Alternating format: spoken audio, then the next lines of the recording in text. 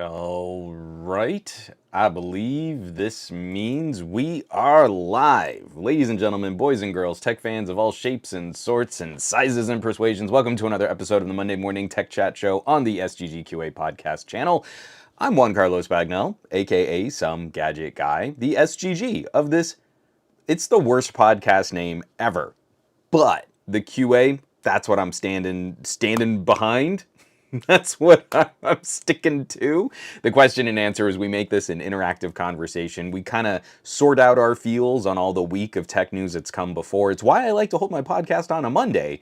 Gets us started for the week ahead. This is the first podcast of February. We're back on track with the news block. We have a couple really interesting stories to follow up on. We just want to see how these stories evolve over time. We're not looking to just read a headline and get on with it. We already have an incredible crew here in the chat. I got to do a little bit of a shout out. I'm going to hit them with the second during the pre-show, the pre-roll. I was asking some questions about maybe trying to do like an audio town hall version of the podcast. But one, Mr. Fat Produce, Andrew has subscribed with Prime, so I'm going to give him a second fanfare now properly on the show, courtesy of Mr. Barry Johnson, who hooked me up with the Stream Deck.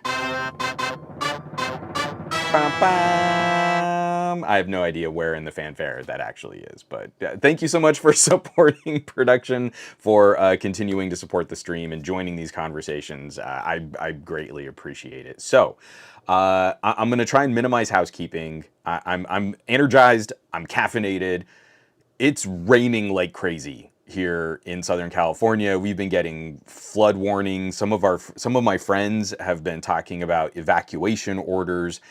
Californians, we do not do well when water fall from sky. So if this stream just suddenly cuts off, please know that it wasn't something that you said. It wasn't something that you did. It's that I likely have run out of the electricities. We've been skirting. We've had some power flickers, but not any legit power outages. So, I'm seeing in the chat, we've got Ghost Starscream, Barry Johnson, Fat Produce, Bray Gray, Grounded Tech, Dan, what's up, my friend? J-Man 150, I saw Gwendolyn in there. Where? I'm way behind on this chat. Yeah, there's Gwendolyn saying hey to Barry. You've got McCorcoran, we've got Ted, Coppa Cash, where I'm missing people. Gadget Guy 2020 and Nick Fell. Nick Fell and Gadget Guy also joining us live for the first time in a while. So glad to see you back, back on the stream and back in the chat. We're back in the New York groove. It's like we never left. So, I'm going to try and keep housekeeping pretty short here. First of all, I hope you had a lovely weekend. Marie and I were in sort of, not like emergency mode, but in concerned mode. Like we were packing up some supplies and we were buying ahead for some food. We were really making sure that we were meal planning for the next week on meals that could be accomplished without electricity. Maybe we need to make food and we don't have ways to power the ways that we make food. So we were kind of focusing in on that. This whole week we're going to be kind of off and on, just like, are the batteries charged? What are our phone plans looking like? And if you're in situations like we are right now, I hope you're taking just those little bits of time to plan ahead, to prep ahead, just in case anything serious happens. You can take care of yourself and take care of your family. So we do have quite a bit of housekeeping. I mean, in terms of quantity, because last week was also a pajama podcast, but I'm not going to go back 2 weeks. I'm not going to do that to y'all. But boy howdy has there been a bunch of stuff to talk about, especially if you're a fan of really good bang for buck competition.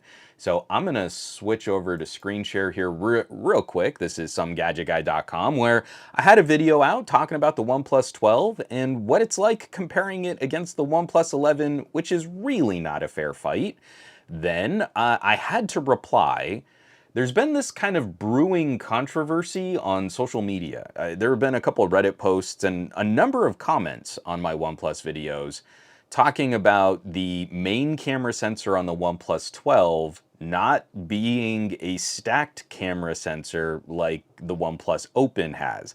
And that is factually incorrect. So we just needed to spend a little time kind of digging into what these terms mean when we talk about things like stacked camera sensors. And it's not helped by the fact that Sony has recently changed up their names for their camera sensors, and it's been a little confusing, but it always seems to happen with phone launches like OnePlus's. There is a one-letter difference in the camera sensor name on the OnePlus 12 versus the OnePlus Open. So obviously that means you need to take your criticisms to the internet and you need to assume that OnePlus is somehow trying to scam you. That's like the end of all of these. Like if Samsung does something, well, yeah, I mean, but it's probably for a good reason. Or if Apple does something, it's, oh, whatever, you know, like it's just the way things are. OnePlus has like a difference like that when we're comparing like a $1,500 foldable against a $800 slab phone. Oh, but you're not getting the same stuff. It's different. It's different, and OnePlus is trying to make it sound like it's not different, and there's a controversy.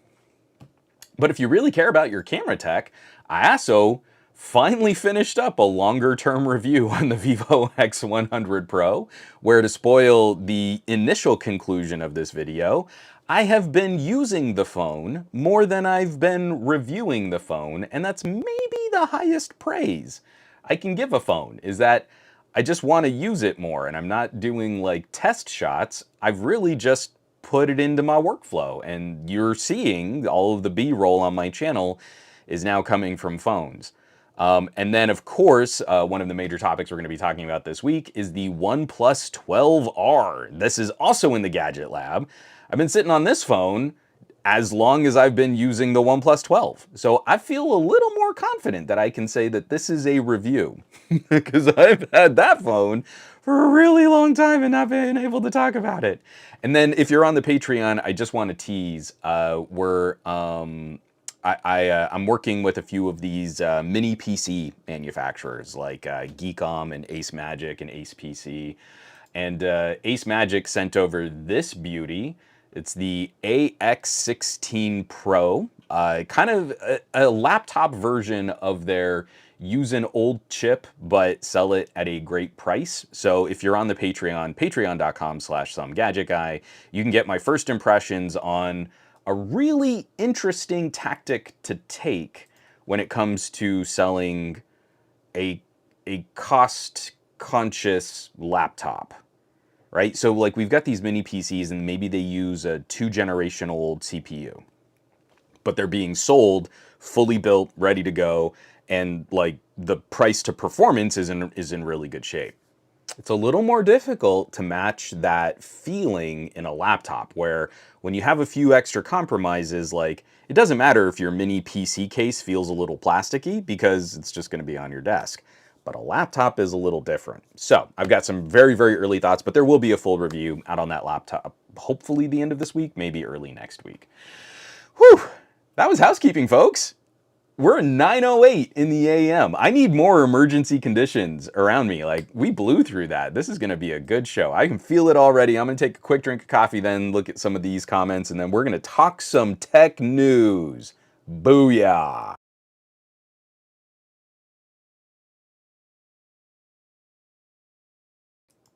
All right.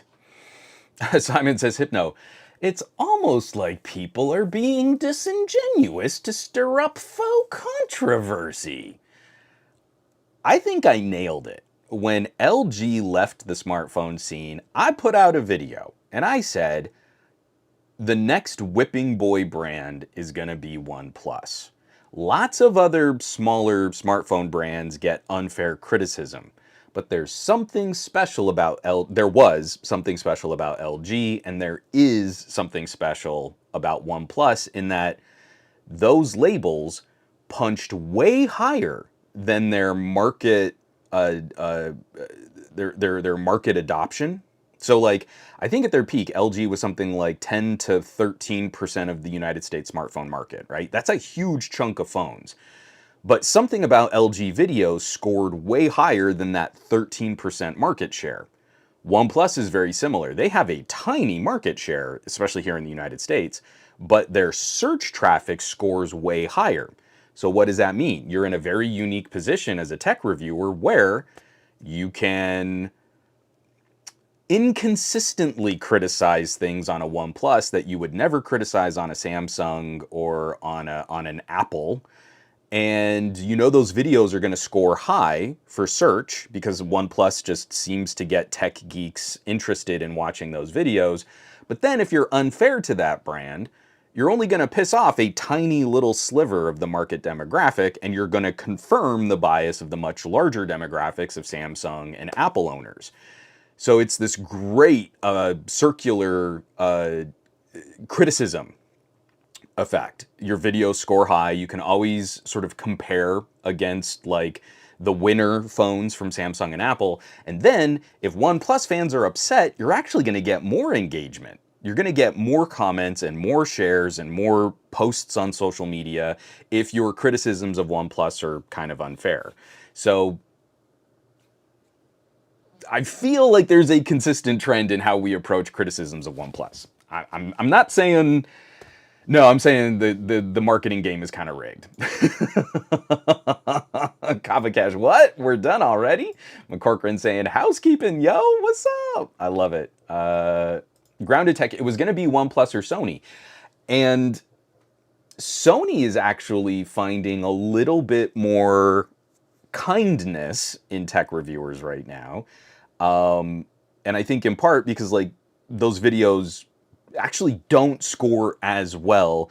So you can kind of use a Sony video as a like, see, I'm fair and impartial and unbiased, and I gave this Sony a great review, but you should probably buy an iPhone instead. But it's the OnePlus tier of search interest where it's just popular enough that you really do want to hammer it.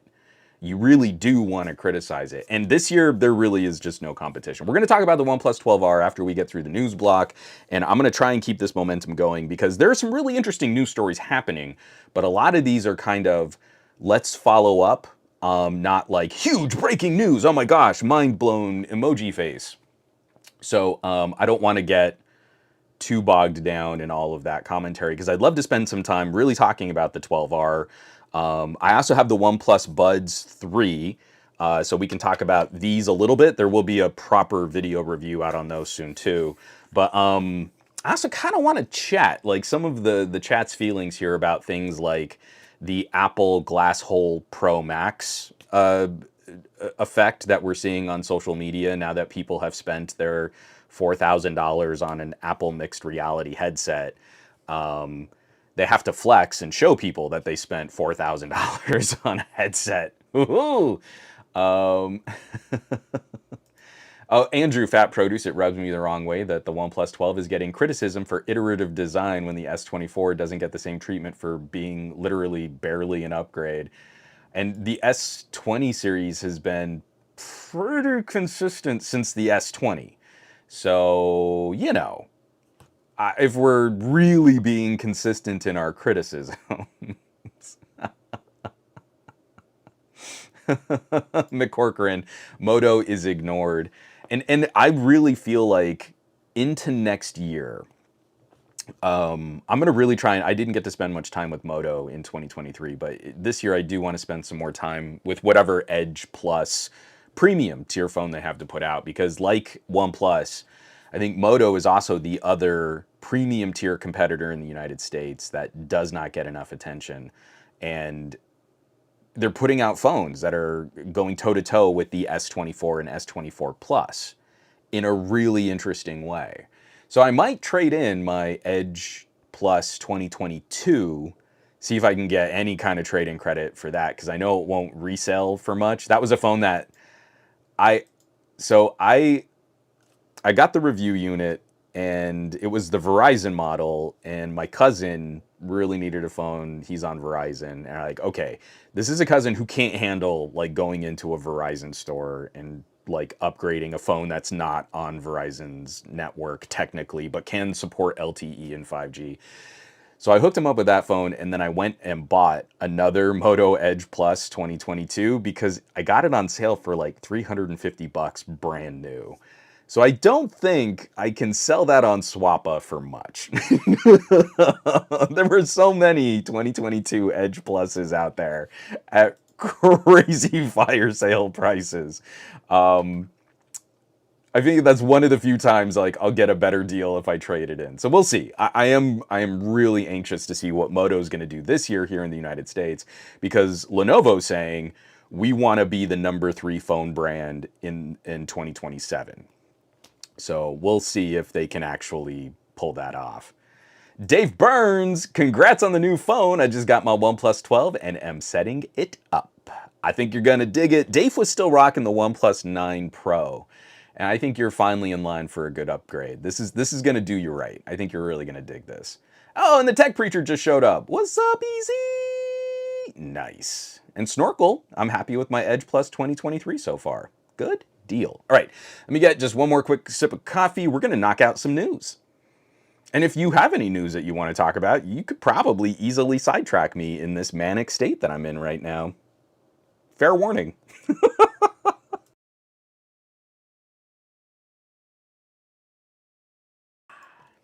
Okay.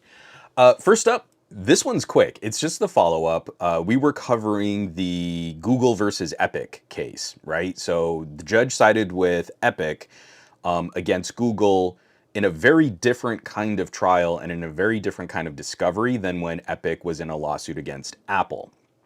Many of the things that were concerns in the Google case were also concerns in the Apple case, but Google did a much, much worse job of kind of covering their tracks. Like in so many disclosures and discovery elements where they were like, hey, we're doing something kind of nefarious. I guess we're evil now. We're Google.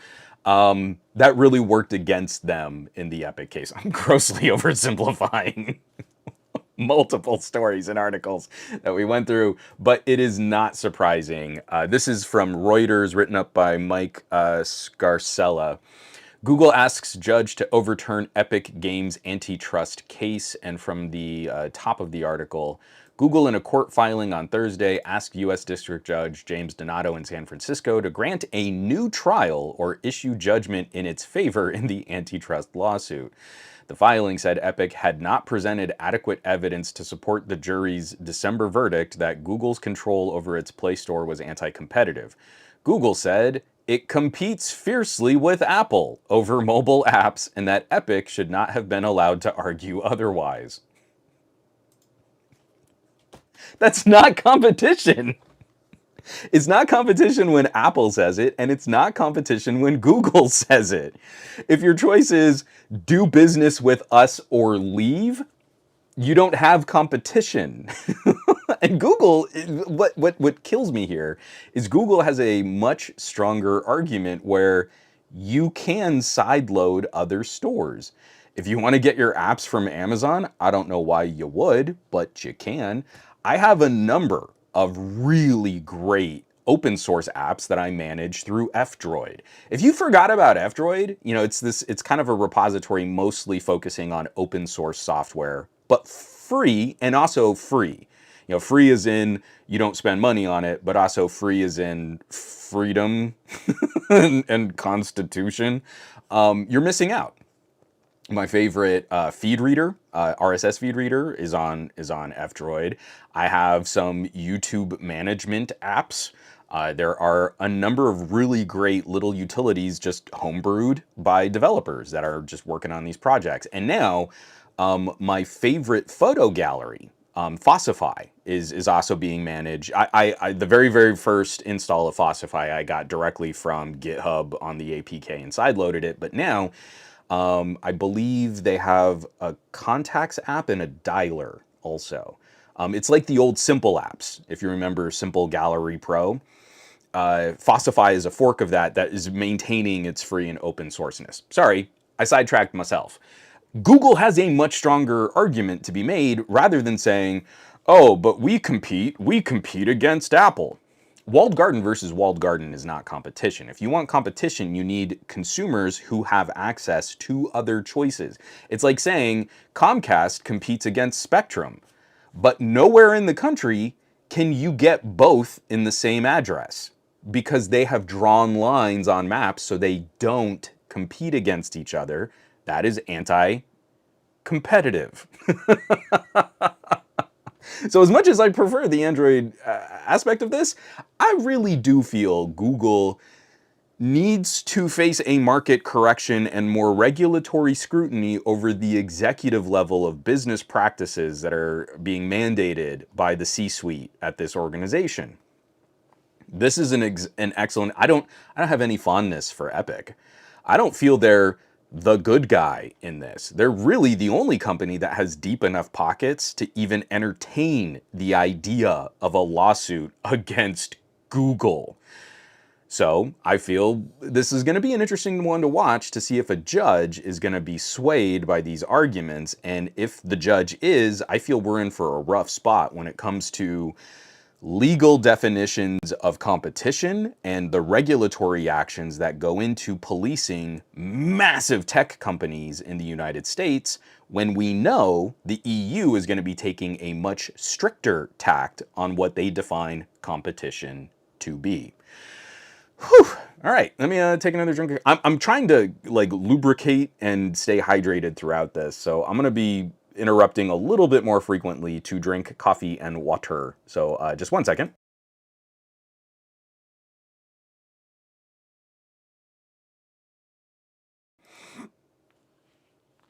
Let's see. Some questions about the OnePlus 12. Definitely some fun stuff there. Golan ordered a Galaxy S24 Ultra more than 2 weeks ago, but it still hasn't arrived. Oh, that's a bummer. Oh, I canceled the order and I'm waiting for a OnePlus 12. Have a good week. Well, Golan, that's a pretty big jump. S24 Ultra and OnePlus 12,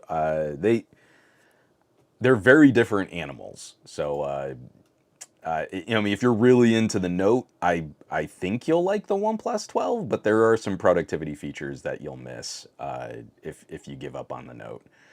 Let's see. Dave Burns. One, competition is for communist chumps. Monopoly capitalism for the win, baby.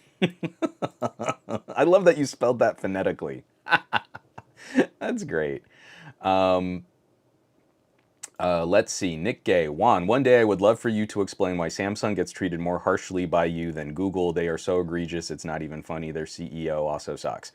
I did a 90-minute podcast about that. You can listen to that podcast, and it's professional, and there are business concerns and consumer concerns and also personal concerns. And I think that's been pretty much explained. But when it comes to individual teams within these companies, I still point to things that I really like at Samsung, like DeX. But if we're going to point to Samsung as some kind of market leader, nah, they're really not.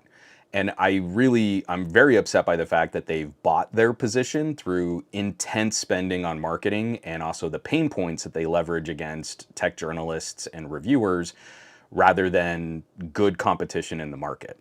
And so when we see these discrepancies between, or inconsistencies in like phone reviews, when I look at the Google Pixel team, I think they're doing some incredible work. But the Google executive team is making some really questionable decisions that the rest of the divisions have to get their marching orders on. I don't feel like Samsung has that same. I'm not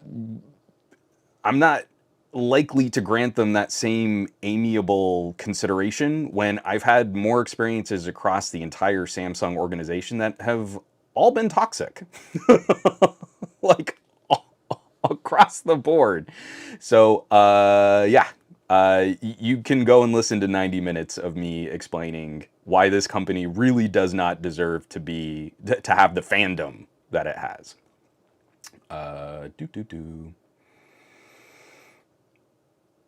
Sorry, I'm way behind on this chat here. Simon says, Hypno, just let the markets decide. They always operate in the public good. Grounded Tech, I bought a Pixel 8 Pro a few weeks back. First proper phone purchase in a while. Hey, that's an interesting one. I'll be very curious to hear your thoughts on that Pixel 8 Pro, Dan. Especially for how much you've worked on some of the opposite side of this tech conversation with like Sony's and stuff like that. Nick Gay says, I listen to the pod every minute. My only take is Google bad too. Sure. I mean, that's why we're bringing up issues like Play Store competition, right? I mean, this is what's kind of interesting is you feel like I'm not tagging Google hard enough when I am leading my show with a regulatory story about how Google is the F evil. So Google bad too was the point of, I'm not sure if you maybe missed it, maybe you jumped in late, but I'm just saying you seem to be defensive of Samsung in a story that had nothing to do with Samsung when I was pointing out Google's transgressions. I'm just saying. Moving right along, another one we don't have to spend much time on, but kind of validating why I'm really not interested in doing business with Spotify at all. This is my money in streaming music is increasingly less likely to be going to the artists that I listen to. So I keep up with Qobuz. Qobuz still seems to have, again, it never gets reported on as consistently. It's like the smallest audience in music streaming, I think. But it still seems like Qobuz is putting the most money back into the pockets of whoever owns the music. That's definitely still problematic because record labels can maybe take an unfair cut from the artists who actually made the music. But it's still the best that we've got, right?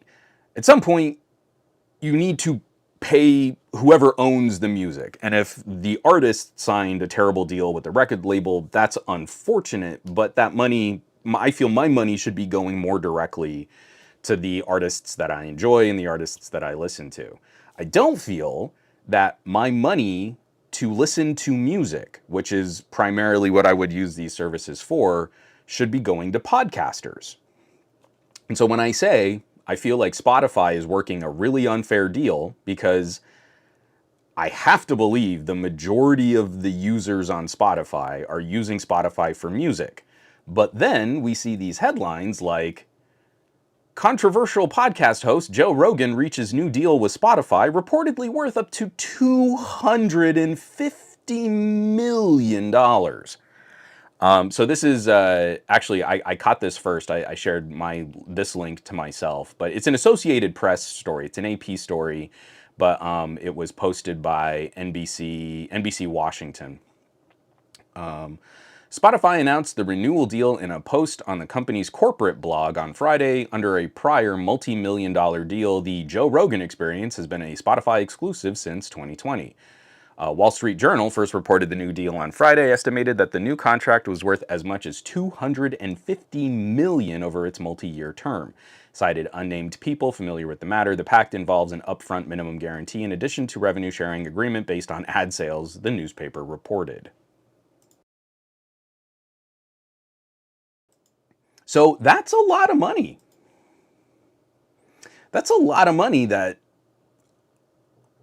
I can't understand the economics of how ad sales are working on Spotify, that Joe Rogan can be such a huge deal for a primarily music streaming service that I mean, I guess the exclusivity, and especially that last line they're saying, in addition to a revenue share with any ads that are sold on the podcast, like maybe he is paying for himself. But considering all of the money that went to podcasters to get exclusive podcasting deals on Spotify, I'd love to see a return where that money was originally subsidized by the subscription fees from people listening to music on Spotify. And at some point, there still needs to be some kind of accounting, some kind of public, accessible, this is what artists are paid versus this kind of cut. And we have some very generals like, well, you got 30% to Apple and like 70% to labels and all this stuff, but it's such a black box for how they manage their statistics. I feel like at some point, these companies need to make some of this data more public. This is incredible money to be throwing at a podcast. And knowing that it's exclusive, I mean, I get it. You want to keep Joe Rogan on your platform. You don't want to have to like open that back up. You already spent so much money getting him to sign an exclusive deal. But is the power of a Joe Rogan still growing in this media market? And if so, like, are his ad sales so lucrative that you can offset the costs of keeping him there? I don't understand the math on it. So, you know, it's pretty great.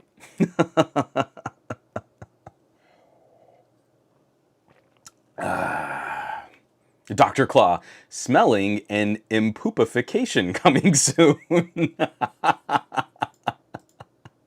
I have to say, like in the grand scheme, like if we're really following the Cory Doctorow model of impoopification, I will say the music streaming services seem, so far, and knock on wood, I really don't want this to change. The music streaming services seem to have escaped the worst aspects of the video streaming services. Whether or not you choose to do business with Spotify, I have explained why I choose to do business with Qobuz. One, at a time where no one else was doing real high res, I was getting 24-bit flack. I'm not giving that up. I want every song to be delivered in the absolute highest bit rate and quality that the artist has supplied to it. I don't care if it's placebo quality. I want it, and I'm paying for it. Especially with all of my DACs and amps and stuff. But aside from Qobuz versus Spotify, for the consumer, we haven't seen the same kind of ratchet, right? Like, prices have fluctuated and some services have gotten a little bit more expensive, but it's never fallen into the same trap that all of these other video sharing platforms have. And that's actually, Dr. Claw, you kind of nailed my transition into the next topic here, because when it comes to video sharing, video sharing and video streaming, well, Netflix is just really concerned right now. Now, we need to just kind of ignore that Netflix has been making so much noise with shareholders that since they've cracked down on password sharing, we've seen a flurry of new account signups. Well, I mean, just the numbers are looking so good. But now this story, courtesy of Torrent Freak, Netflix piracy is difficult to compete against and growing rapidly. Written up by Ernesto van der Sar. As a member of ACE and the MPA, Netflix is at the front line of the global battle against online piracy. The company doesn't often address the subject directly, but in a recent SEC filing, Netflix writes that it's difficult to compete against the free entertainment piracy offers. Not only that, it's growing rapidly too. Piracy is on the rise. What will we do? I know what we'll do. We're going to cancel all of the lower cost plans that don't serve ads. That'll stop piracy. No, you see, what Netflix is wanting to do is make it even more difficult for you to craft a plan that really meets your family's needs. And that way you'll have to overbuy to get stuff that you'll want. And there's like no balance there. But what they can also do is then maybe try and leverage regulators and the government to crack down on that nefarious piracy. I mean, they're talking to the SEC, the Securities and Exchange Commission, so they're really serious about getting after piracy, but they're walking away from the business practices that made Netflix better than free. And I hate sounding like a video game nerd, but when you look at Steam, I will poorly paraphrase Gaben's comments on piracy, but piracy is a service issue. Netflix was better than free. Netflix had plans that made sense to consumers. They had offerings that were consistently praised. They had content. I mean, they were throwing a lot of noodles at the wall to see what might stick, but there was a golden age of Netflix content that got people really excited about using the platform and using the service. And as other streamers have started competing with Netflix, we've seen, as aforementioned, the impoopification of their service. So Marie and I are, I believe, examples of a trend that Netflix is probably really anxious about. Up until about, we might be going on a full year now, maybe even a little longer than a full year. But let's say up until about 2 years ago, Marie and I were paying for the top plan, 4 screens, UHD streaming, like we were doing it. It was a big chunk of change. We didn't really need it, but like, hey, I liked the idea of having 4K content coming to our 4K TVs. Great, we're on board, we're doing it. Then we kicked down to 2 streams when they started raising prices. So now we're less lucrative customers for Netflix, but we're still not cheap. We're still doing the Netflix, it's 1080p. You know what? I actually don't see much of a difference on that 1080p stream. And then they started cracking down even harder on, what screens, like the screens that you stream on had to be in your home, like making it location based, when Netflix for us has been as much a mobile service as a home service. Makes no sense to put geolocation policy on a Netflix account. And then they raised prices again. So we're now down to the absolute lowest quality plan, single stream, 720p streaming on one screen, but with no ads. And that's the plan Netflix is going to be getting rid of next. We're already pretty confident that sometime this year, Netflix is going to kill the single screen, ad-free, basic plan. And as soon as they do that, I'm pretty confident Marie and I are just going to pull the plug on Netflix. But I want Netflix to kind of understand, you got so many people signing up, and you probably got a bunch of people signing up for the ad-supported tiers of Netflix. You've switched over T-Mobile customers to using the ad-supported version of Netflix. And I don't think you're going to hold as many of the premium tier consumers. We went from the 4-screen UHD plan all the way down to the single screen 720p. And then we're going to turn Netflix into a sometime service as soon as you take that plan away. So maybe we'll pay for a month if something comes out we really want to watch it, and then we're going to shut it off again.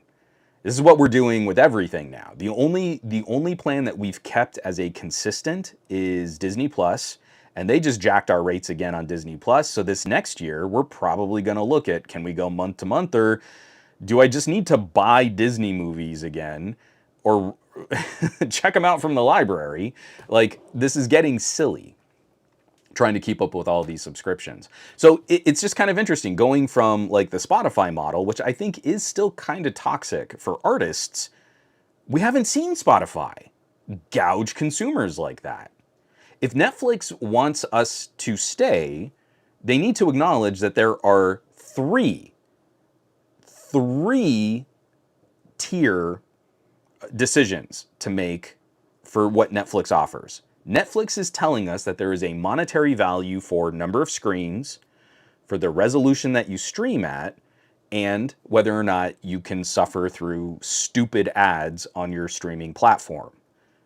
But I can't mix and match what we use. What we want is a UHD plan on one screen at a time with no ads. And I would pay a premium for that. Netflix will not offer that, because it does me no help at all to have a multiple screen plan that is locked to our location. Like, that's not how we pay for and share content. And what I wanted Netflix to do was to offer more of like an umbrella account that had individual screen plans associated with it. So I want one UHD ad-free, and then maybe I've got a student in college and I want to pay for a 1080p ad-supported plan just to back them up. They really shouldn't be watching lots of Netflix. They should be focusing on their studies. But I can't do that. They need to have their own plan or account. So now I would need to manage the costs and the logins and the pricing on both of those as separate entities. And that's just stupid. At this point, it's just getting stupid. If Netflix wants our money, and they want our money consistently, and they want us to pay them a lot of money, I have no recourse. I have no plan of theirs that we want to pay them for. And I feel a number of consumers are pretty burnt out on all of the different subscription services. And I think the fallout from this is what we're seeing when we're talking, oh, piracy is on the rise. You could fix it tomorrow. You could make piracy not worth investigating tomorrow. But they're not going to do that, because what they need to do is make line go up for shareholders at the expense. They need short-term gains for their shareholders at the expense of long-term consumer relationships. They've now gone over a year of making way less money on Marie and I. But instead of offering us a plan that we would pay them more for, their only recourse is to cancel the plan that we're currently on. That's not going to encourage me to do business with this company. I'm sorry, I went a little longer on that one, but it was just such a good transition talking about the impoopification, because it's pretty impoopified. All right, let me scroll back up just a little bit, because we were Oh, are people still talking about Google and Samsung? Samsung's evil. They completely decimate the South Korean economy. Let's see. Grounded Tech. Netflix had great content, and now they don't. I'm trying to think. There has been some stuff that we were really into on Netflix recently, and now it's just kind of a fog. Now, with so many other platforms and services, and like, I just don't really keep track of where something streams from anymore, but I know there was stuff that we were watching on Netflix. And actually, Netflix did just get a whole slew. I mean, this is here in the United States, so Dan, your experiences might be different. They just got like a whole slew of like old Westerns and World War II flicks, and like a bunch of Clint Eastwood walks into a town and he whips a guy, and then they have a gunfight and macho. Like, it's actually kind of interesting to see some of the ebb and flow of like how HBO Max has cratered, and they were just slashing content and cutting corners and killing movies and ending TV shows. And a lot of that content kind of spread. So some of it went to Hulu and some of it went to Netflix. So the idea of Netflix as a back catalog has actually gotten better over the last year. But that's not enough to keep us paying for it. And like I said, I am perfectly happy going back to the paper DVD envelope model. Once a week, we'll go to the local library and we'll pick up movies and TV shows there. I'll make my own Netflix with blackjack and ladies of ill repute.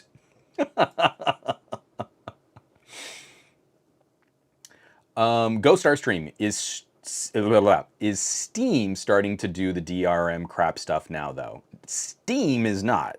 Steam DRM is a very basic, consistently minor pain point. But what we're seeing are the publishers who do business through Steam are applying their own launchers and DRM services on top of that. So like when you hear about like Denuvo or Denuvio? I don't actually know how to say that. I've only ever read it. That's a type of copy protection on gaming that is not being applied by Steam. But if the publisher says that's what we want on our game, Steam can't say, no, you can't protect your game how you want on our store. They have to let the developer put that on. But as far as I know, Steam DRM, like just that bare bones basic application of DRM hasn't changed. Someone please correct me if I'm off there. I do so much gaming on my Steam Deck now. It seems like it's been pretty straightforward, except for games that are adding their own additional layers of DRM. Oh, Geet, we've been hearing this mantra a lot. If paying for something is not owning it, then piracy is not stealing. Especially like if you buy your movies on a store, a digital store.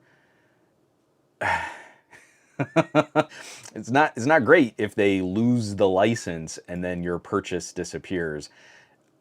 I know there are other issues with the DMCA, like if you circumvent copy protection on a Blu-ray, technically that's illegal. And I am not advocating for taking a Blu-ray, ripping it, and then distributing that rip. I'm actually not a fan of that practice. But I have a huge crate of old DVDs and a pretty decent collection of Blu-rays, and I wrap up my workday. We get Lex from After School Care. My workstation stays running as I pick a random DVD, and I put it in this little cup holder that I have on my massive workstation here, and I back that up to my own personal Plex server. And that's been working really well for us. I am kind of making my own Netflix with Blackjack and Ladies of Ill Repute. So yeah, it's I'm just saying you have options out there, and I feel like the sort of monetary conversation, like it's sad when you see Best Buy walking away from discs, especially in a lot of the areas around the country that still don't have great data connections. Some of my wife's family lives out in rural New Mexico, and you walk into an FYE, and it is night and day different than if you walk into some sort of gimmicky, like entertainment store here in a nice area. So we live in a pretty affluent suburb, and we have malls still, and malls are still frequented by young people. But you go in and it has that kind of dingy, poorly stocked feeling of just being like boomer nostalgia as you walk in. But like front face, bunch of anime things, and then like racks of like poorly organized CDs and DVDs and like posters and stuff. Ooh, I can get the Breakfast Club poster. It's so neat. But then you go to an area where they don't have great consistent data, and that store experience is completely different. Those stores are stocked. That staff is helpful, is present. Like they're excited to see customers walking in and buying discs.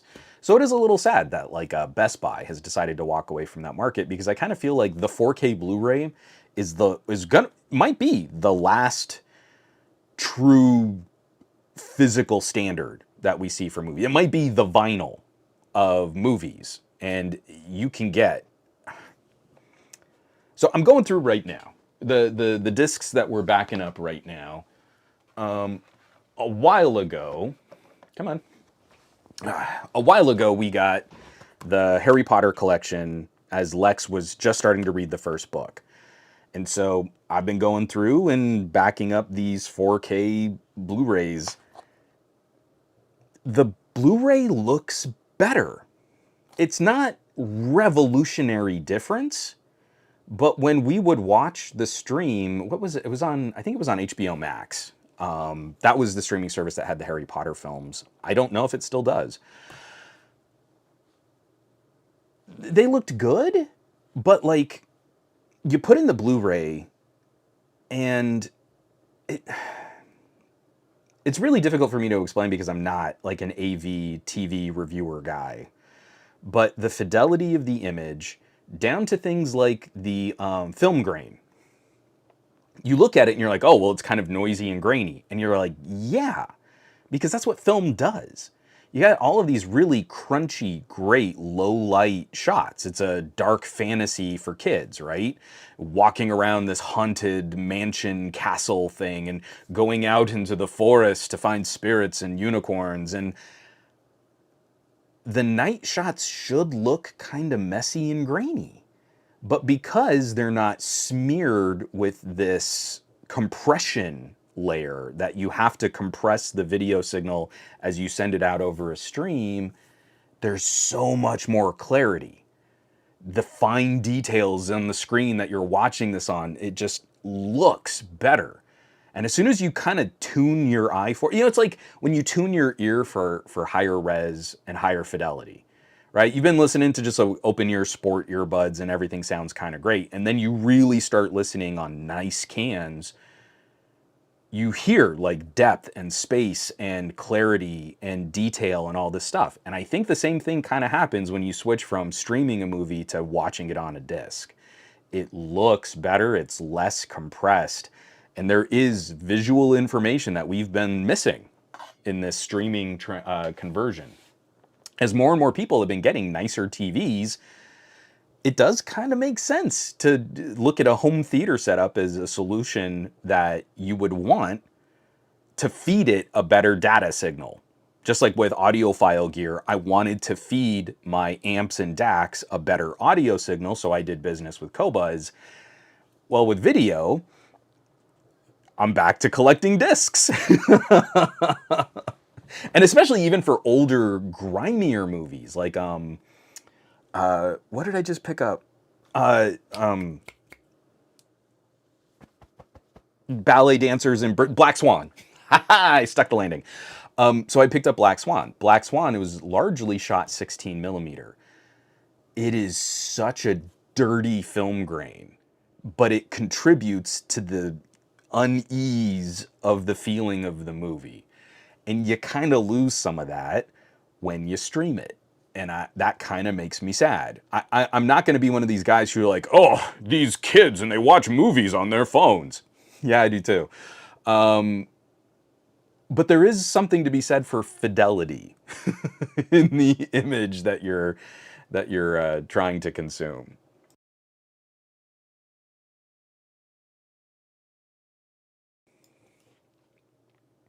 Yeah, Dr. Claude, the revolution of streaming, which was making piracy less attractive, is flushed down the bowl with these kinds of moves.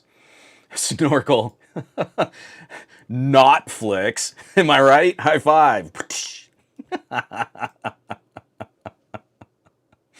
I love it. Malik, can you say Redbox? I don't know where the nearest Redbox is.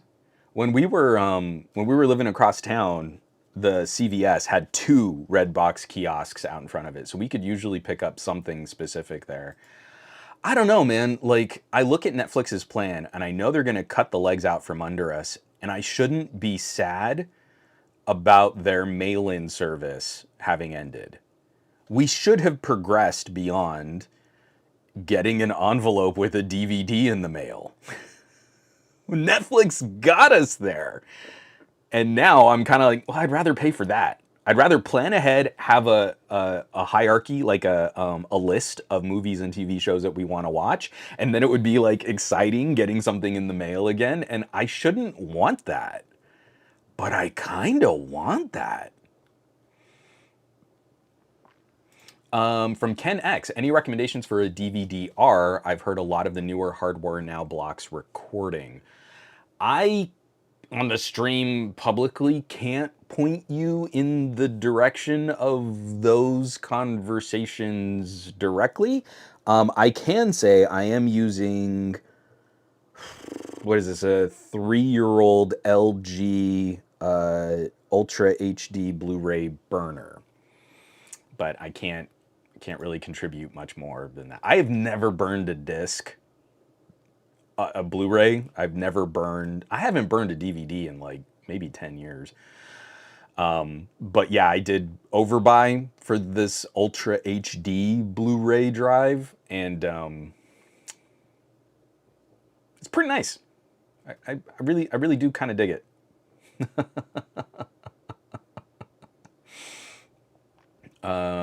Let's see. I'm way behind on this chat. You guys are really talking this up. Oh, Nick A. Juan, just like your NOS video, can you show us how you built your Plex server? So a part of that conversation did happen. What I'm doing now is I have a box full of hard drives in a QNAP enclosure.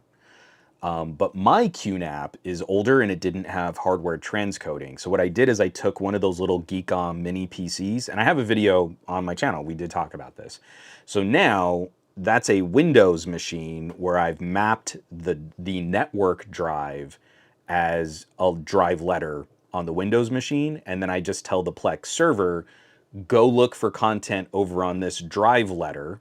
Even though it's not technically in the box, it still thinks it's connected. And then Plex runs off of the mini PC. So my NOS is now totally free for just moving data. That's all it does. So it sends all of my video projects to my workstation, and then it sends all of my video content to the mini PC, and the mini PC is responsible for sending that out to the Plex apps on our TVs and phones. So I should probably flowchart that just to show people, like, this is actually pretty easy.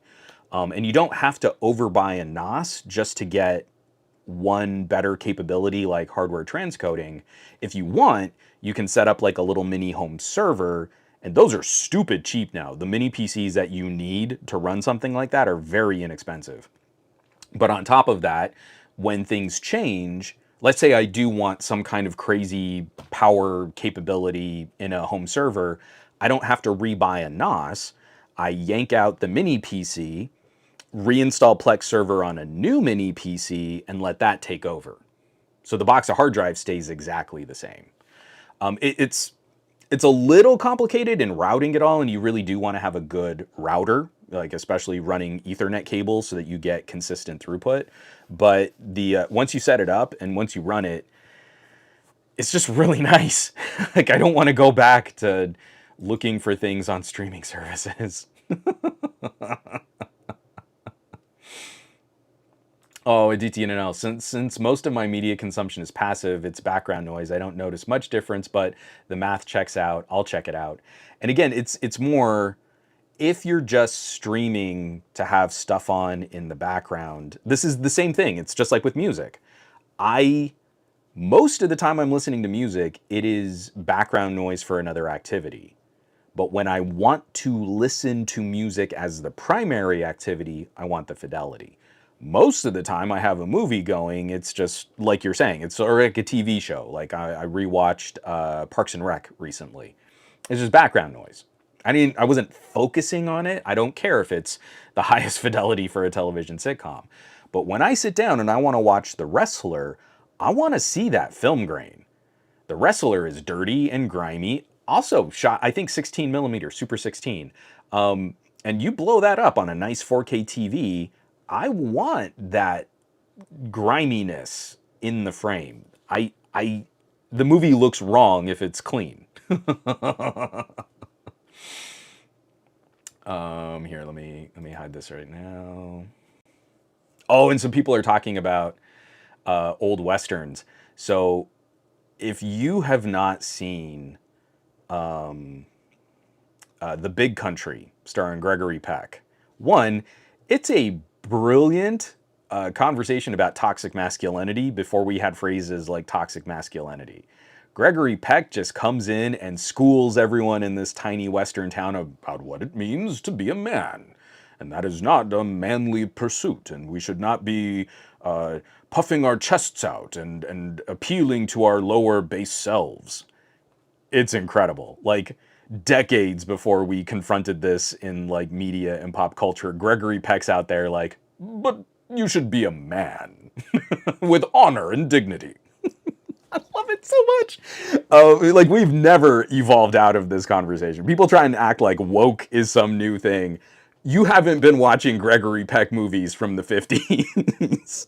But the movie is shot on a very unique, ultra-wide film style. And it is some of the most gorgeous cinematography you'll ever see. And if you watch it on a compressed stream, it is not as good. It's just not as good. It's Charlton Heston, Burl Ives, Gregory Peck, Chuck Connors, classic Western. So good. Oh, it's just incredible. And it's quiet and it takes its time and the story unfolds and there's like a Hatfield and McCoy kind of showdown. But the cinematography is super deep depth of field. And you'll have these brilliantly coordinated sequences where it's like Charlton Heston is in a close-up, like head and shoulders shot, riding a horse. And far off in the distance, you'll see other of his team like riding up to join him. But the depth of field is so long with all of this mountain scenery behind them, and you can see everything so clearly. You just really don't appreciate how good film is if you've been watching old dirty prints, non-restored prints, and then you see like denoised versions of these movies. They don't look as good. They really don't. So if you ever catch The Big Country, it's so hard to find a disc of it, and I don't know that it ever got a 4K remaster. I think you're only looking at 1080p. I guarantee you, my 1080p disc of The Big Country looks better than the streams that I've seen of that movie. So good. It's really good. Okay, anyway, I got real sidetracked on those stories. We do have a couple other quick news articles just to talk out. We don't have to spend a lot of time on these, but as business trends kind of evolve, and we were just talking about how Samsung's the worst and Google is objectively good in everything that they do. You see, that was sarcasm. I don't mean that. We started the show off, again, discussing Google. There's an appeal to the majority. I just got a comment right before the show went live from someone chastising me in my OnePlus 12 review, saying, how can the OnePlus 12 be competition for Samsung when they are such a tiny percentage of the market and Samsung sells more phones? And that is a debate fallacy. That is a logical fallacy. We would call it something like appealing to the majority. More people buy this thing, so it must be better, right? When you confront that idea, you know that that's kind of not true. Just because lots of people buy this one thing, it doesn't mean that it's a better product. It's just a number of these other factors. But we like to conflate the companies with the biggest marketing budgets must care more about their products, so they sell more, so consumers must like it when the company does things like remove useful features. It's not, oh, well, they're more familiar, or the branding, or the interaction they had with the carrier store. It's the consumer must agree with this business practice because so many more people buy these products. So one of those tricky things, though, is when you look at the entire organization as a whole, these business strategies don't always line up with better profitability and health for the company. Case in point, Sony's operating profits surpass Samsung's electronics for the first time in 24 years. Written up by Business Korea by Kim Yoon-jin. I have mispronounced your name and I apologize. According to the 2023 performance forecasts announced by Sony Group and Samsung Electronics on January 30th, it has been estimated that Sony's operating profit for the previous year was roughly $7.95 billion, surpassing Samsung's Electronics roughly $5.62 billion by more than 3 trillion won.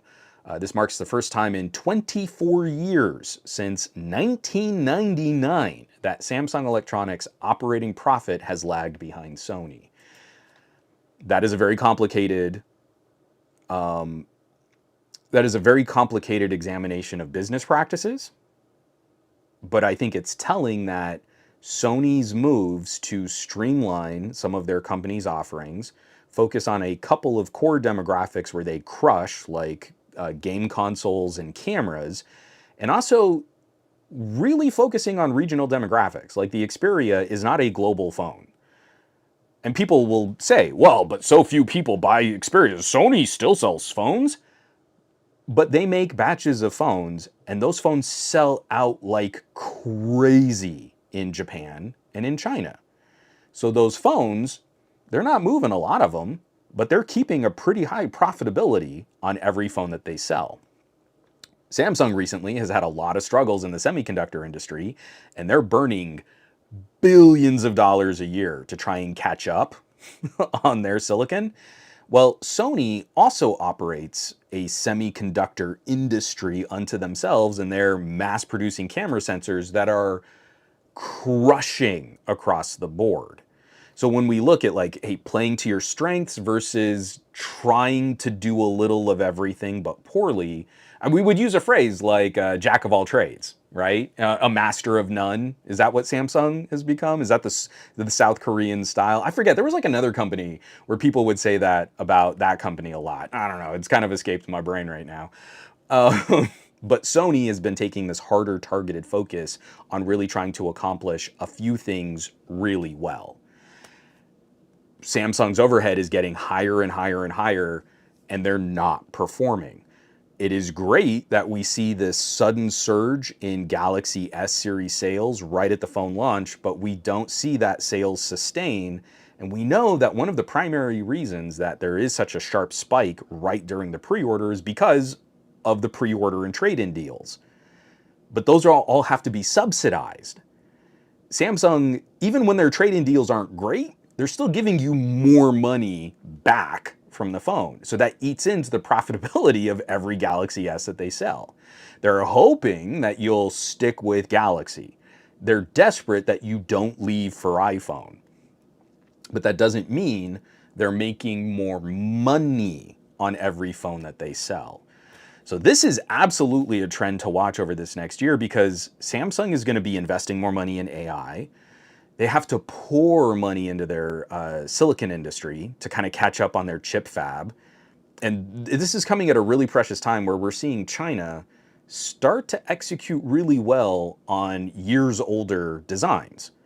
But if China floods the market with a bunch of cheap chips at like 28 nanometers, and Samsung is spending tens and tens of $billions a year to try and catch up to TSMC's current 3 and 2 nanometer nodes, a lot of the companies that would have turned to Samsung for older chips are going to go to China because Samsung can't afford to undercut their own sales and profitability, but China will do that for them. China will undercut them and sell at a loss. They'll subsidize their silicon industry until they can put a squeeze on TSMC and on Samsung. So this is absolutely a critical part of the behind the scenes of the tech industry to keep an eye on. Sony has just done something really special. And in part, this is largely due to Samsung's failings in the market, but other companies are capitalizing on Samsung's deficiencies. Where is Samsung weakest? Let's go fight them there. And we're seeing that in consumer-facing products like phones, and now we're seeing that in other industries like camera sensors. Everyone wants Sony's newest stuff, and even when Samsung has an opportunity to sneak in, other companies are starting to eat their lunch. Samsung makes some great ISOCELL sensors at around a half-inch type sensor. All of the newest phones are not using Sony's half-inch sensor or Samsung's half-inch sensor. They're using an OmniVision. Listen to all the praise that people are giving to phones like the Vivo X100 Pro. Ben just posted something on Threads like, hey, I took a photo of my Galaxy S24 Ultra using the Vivo X100 Pro telephoto sensor because it's the best telephoto sensor. It's not a Sony, and it's definitely not a Samsung. It's an OmniVision. The new, better telephoto on the OnePlus 12. OmniVision. We got a first look on that. The telephoto on the OnePlus Open. This OmniVision came out of nowhere. It's just blowing my mind. So ISOCELL should have been the alternative to Sony in that half-inch sensor fight. They're not even landing that. OmniVision looked at where Samsung was weakest and put out a product at a lower price that now other phone manufacturers are picking up and saying, hey, this works really well for what we need our phones to do. If we can't afford to go and spend higher on the Sony version of this idea, we can really do something special here with an OmniVision camera sensor. And that just blows my mind. So yeah, sorry, short story, incredibly long. Congrats, Sony. It's a really fun turn to see that kind of profitability. But the competition in this market is just going to continue scaling up as manufacturers also look for ways to put higher performing but less expensive components into their consumer products. Like OnePlus is probably working out a pretty good deal on this telephoto camera sensor, and it's a really good sensor to put in a phone. I'm gobsmacked at how well this thing is performing. Oh, we just got to take a quick pause for Ricardo gifting a tier 1 sub to Mountain Dew Lou. Thank you. So they gifted a total of 30 on this on this channel so far. Thank you so much, Ricardo. That is very generous of you, and I very much appreciate all the support. So this fanfare is for you, while JMan150 has redeemed stretch and posture check, and I'm going to do that while I also take a proper drink of water. Thank you so much. I really appreciate the support.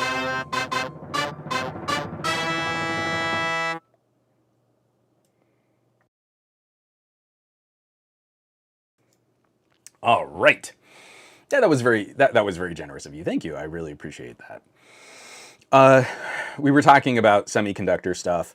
I don't have high hopes for Exynos. This is another story that just needs to play out over the next couple years. Written up by Android Headlines, Debasish Mandal. Samsung enters long-term partnership with Qualcomm for Snapdragon chips. During the earnings call for Q1 2024, Qualcomm confirmed the matter, saying, "We're also announcing that we extended a multi-year agreement with Samsung relating to Snapdragon platforms for flagship Galaxy smartphone launches starting in 2024. The extended agreement demonstrates the value of Snapdragon 8, our technology leadership, and our successful long-term strategic partnership with Samsung." And at the same time, MediaTek, I didn't find a good link for this, but there are rumors pointing to MediaTek offering Samsung preferred pricing on their chips. And if Samsung's paying attention right now, it seems pretty clear that if given the opportunity, if given the choice, no one wants an Exynos. Google doesn't want an Exynos. Google is running one more year with Samsung, and then they are shopping the silicon scene pretty hard. And it's likely they'll probably end up at TSMC also. I can't think of any example that better showcases how little confidence there is in Samsung's current bleeding edge tech for silicon than to say Samsung's phone division is looking to just keep spending more on their on Qualcomm chips than if they could source their own Exynos chips in-house. And that's pretty brutal. What we need is a competitive market. We've got Intel, AMD is using different chip fab. We're going to see sort of a scale in China as they're restructuring and they're trying to look at ways that they can circumvent.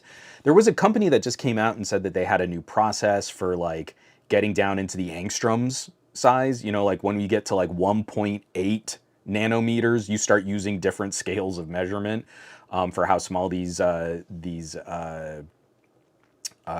gates and transistors are getting. So you can't keep pouring tens of billions of dollars into your fabrication technologies if you're always playing catch up. And if TSMC doesn't have a good rival, and Samsung at times has been a better competitive offering than TSMC, sorry, I want to rephrase that. I kind of feel like TSMC has always kind of rocked Samsung, but there have been times where the difference between Samsung's chip fab and TSMC has been closer. Right now, it seems a bit more distant. There's a lot less confidence in what Samsung can produce. So to hear that the S24, the S Ultra series at least, especially in South Korea, where it matters the most that Samsung phones perform well on their own home turf, are likely going to be Qualcomm derivatives, is just not a good look. It's just not a lot of confidence in that. And it's going to take a while, and maybe even a rebrand. We joked about that, but a couple months back, there was a story like the Exynos line might end. So we'll see. From Nation, this is what's kind of tricky. Tensor isn't bad, it's just not great. Samsung crappy modems are a bigger issue, in my opinion, with Pixel phones. And I would agree. It's interesting to me that I am playing with a Vivo, and the Vivo has a MediaTek, and the MediaTek modem is getting surprisingly good 5G reception here in the United States. That did not happen with many of the with any of the MediaTek phones that I played with last year. But whatever MediaTek did to kind of expand on the global capabilities of their modem, not just the regional, because from what I've understood, MediaTek's regional modems have been great.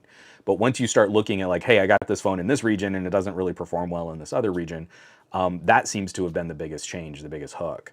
Yeah, Samsung's modems are adequate. But when you look at like, I'm opening up my Pixel Fold and it's a sandwiched Tensor 2 with a Samsung modem, and that phone runs pretty toasty. I love the form factor. I use it for a lot of media. It lives in the kitchen while I'm cooking. It's such a great little mini tablet. But it's real hot pocket when you're walking around Southern California in the hills, in the suburbs, and you don't have great 5G connection, and that modem is just working to try and keep a good consistent signal. So yeah, there's a lot that needs to kind of be catched up on. I'm not as doom and gloom on Tensor 2 as I was on 8 Gen 1. Suffers a lot of the same issues, but there are a couple little things in Google's tweaked design on Tensor 2 where I can still kind of point to an advantage. In fact, Tensor 2 can often outperform Tensor 3 in a number of image manipulation tasks like video editing. The more you make a tensor like an Exynos, the less good it is. The more Tensor was its own unique core configuration and chip design, the better it was.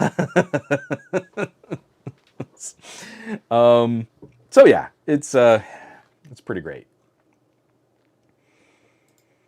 Yeah, see, Al, this is a different issue that you'll have. So Al says, maybe because I'm in Europe, but my 5G connection and connection in general is great. I'm really not sure what to look for, but I have unlimited data and it just flies, question mark. So one, you have actual regulatory bodies that prevent things like carriers making their own proprietary bands and network settings, so it's harder for you to take one phone on one carrier and switch to do business with another carrier, where 5G support on a T-Mobile phone does not guarantee you 5G support on an AT&T phone. So we really have three non-compliant networks that resemble competition, but they're really designed to be consumer lock-in. It's really designed as a pain point to prevent you from leaving one carrier and going to the next. So we have huge gaps. And also the United States is a really large landmass with lots of dead, open, empty space. But in every city, you need to have replicated 5G solutions for all of the carrier's customers to get on. So we've kind of built a 5G network in triplicate when we didn't need to if we'd had stronger regulation on network services at the creation of the cell phone industry. So it's pretty gross. Europe is doing this way better. It's also why in many areas of the world that seem underdeveloped next to the United States, they have much better data capabilities for home internet too. Like Eastern Europe having fiber in areas where we would never get it here in the United States. And then lastly, just to kind of wrap up this little news block and transition us into talking about other gadgets and things. This isn't breaking news. Like I said, it's not hot news, but I did appreciate just this one little follow-up. Tech Radar has a story just kind of lamenting the end of Fossil. So Fossil is no longer going to make Wear OS smartwatches. I don't think anyone can blame them. Google had picked Samsung as a preferred partner, gave them exclusive access to features. And the two companies that had kept Wear OS just on life support, Fossil and Mobvoi, were refused the same support, and they don't get the same access to features like Google Assistant. If you wanted to destroy Wear OS as a platform, that was the best move to do. Google picking Samsung. Now, also, I think Xiaomi is in the preferred support list, and we'll have to see. A lot of people got notifications about a OnePlus smartwatch. I don't have anything to say or show about a OnePlus smartwatch. But picking the watch manufacturers and excluding them, Mobvoi and Fossil, excluding them from that kind of support and that kind of feature access is a great way to make Wear OS a fragmented experience. People had Fossil watches and they were pissed off. Why? I got an update and now my watch runs for crap and I had to install a different app and now I don't even have Google Assistant. Geez, Fossil, why'd you screw up my watch? Well, it wasn't Fossil's fault. Google threw Fossil under the bus. And it's really soured my experience with Wear OS.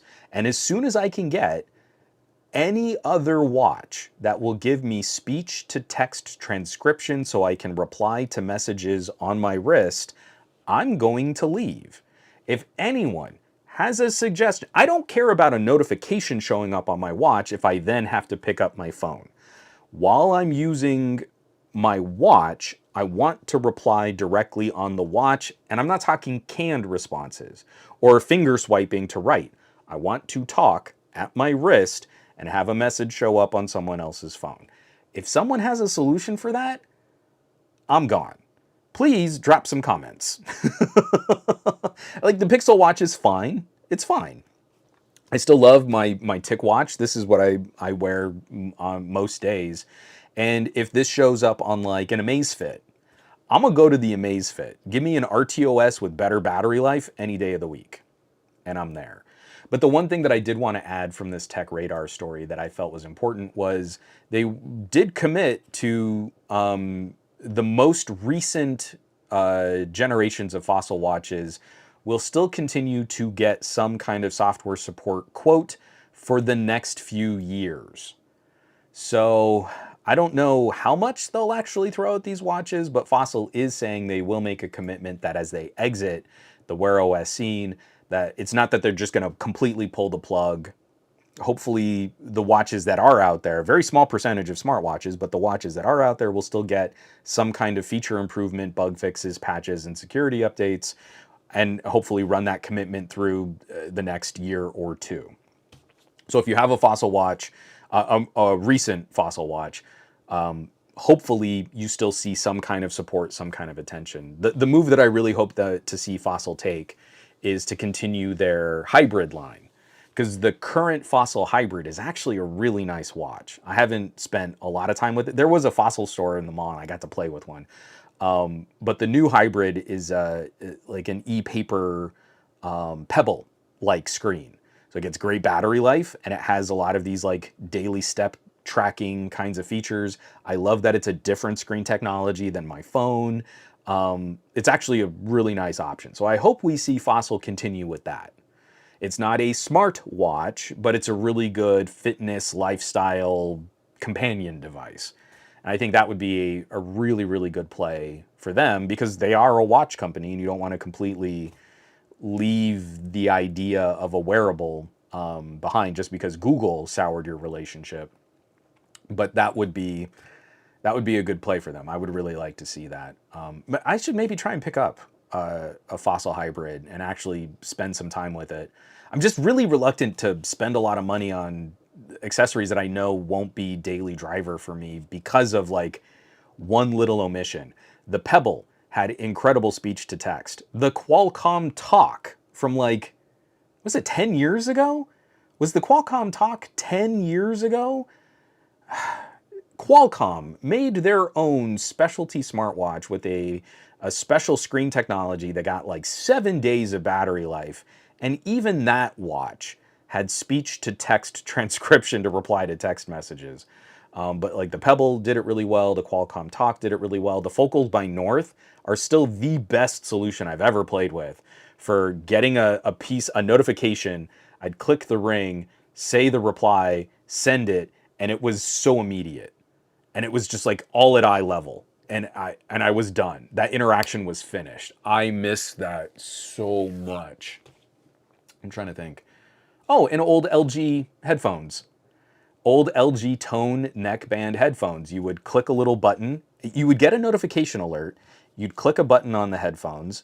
The notification would be read to you. And then you'd hear this little doot, doot, doot. Like there's this little time window. And if you wanted to reply within that time window, you would click the button one more time, say your reply, the voice would read it back to you, and it would send it off as an email or a text message, or I think it could work with WhatsApp, but I might have that wrong. It might have only been text, now that I think about it. I still have it somewhere in a drawer. I might need to pull it out and see if the app works at all. But we had that. We've had it on so many other platforms. As soon as Amazfit does this, or maybe Mobvoi, because they have an alternative operating system option over at Mobvoi, I need it so bad. I hate having to pull my phone out for like quick replies and messages and notifications. And that's the thing I turn to my watch very frequently, is just, don't make me pull my phone out of my pocket. Oh, I need to pull my phone out of my pocket. Oh, Jonathan Blade has one. I have a hybrid. I love it. I bought it for the e-ink display. Build quality issues. Well, that's kind of a bummer if you found some build issues though. Yeah. Oh, and JFR. Oh my, I miss my Pebble watches. Pebble was the best. I loved that the Pebble was very different than what was on your phone. And it was quick, it was responsive, it was very feature packed. You had fun little applets that you could install, and it had great speech to text transcription. And Geet, I really want to Withings. Again, it's like I've got a microphone and I've got a speaker. Give me some kind of companion app that can tap into the transcription on my phone or the speech to text or something. Let me reply to the message directly from the gadget that gave me the notification that I had a message. I'm so bummed about that. Yeah, Michael Corcoran, I still use my LG Tone Flex. Dedicated assistant button still works. Assistant functionality outlasted a $300 Wear OS watch. So Google, I don't know if anyone was paying attention to this, but I said some mean things about Google just recently. Google killed the assistant support on older Wear OS watches. So if your Wear OS watch was using OS 2, you lost Google Assistant. You lost a lot of features along the way, and then they just kind of cut the cord and said no more Google Assistant support. I'm gonna have to see. I'm pretty sure I still have my LG Tone Flex, so I'm gonna see if I can dig it out of a drawer. First, I hope it still takes a charge. I know I haven't used. What was the last one I charged? I charged up the Tone Studio, the neckband with the speakers. I loved that sort of horse collar. I don't know what that's called. You know, you got like a workhorse and you've got that big thing that goes around their collar. I really loved the Tone Studios. They were great, and they still work great. They still take a charge. They still connect to everything. They're awesome. But I know I've got one of the variants of the Tone Flex that had the Google Assistant support. And if those old headphones can still talk to Google Assistant, but Google killed assistant support for Wear OS watches from Fossil and Mobvoi, I'm going to be even angrier about this fracturing of the Wear OS landscape. It's so gross. What? And you do it because you're courting Samsung. You don't want Samsung to compete with you with the older Gear watches running Tizen. Sure, I get it. But it hasn't done Samsung any favors. Their accessory sales, I think, are kind of flat year over year. And I don't know that they've really been moving more watches. But Google is slowly killing Wear OS and Fitbit at the same time. It's incredible how badly they're doing this when the Pixel line is actually demonstrating incredible talent. Like, from the Pixel 6 on, every Pixel phone has gotten better, and the Pixel Buds are really solid. And the Pixel Watch is a little bit nicer now that they've gone to a Qualcomm chip instead of a Samsung chip. But they had to dig so deep to get Samsung, and it's really not lifting the experience for consumers. And people that had been using Wear OS watches, it's probably been soured. If you had a Fossil, you kind of got burnt by Google.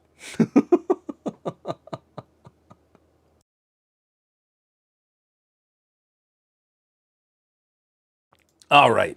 So, we went longer on the news block. I got sidetracked a lot. Um, yeah. So we have the OnePlus 12R. We have this in house.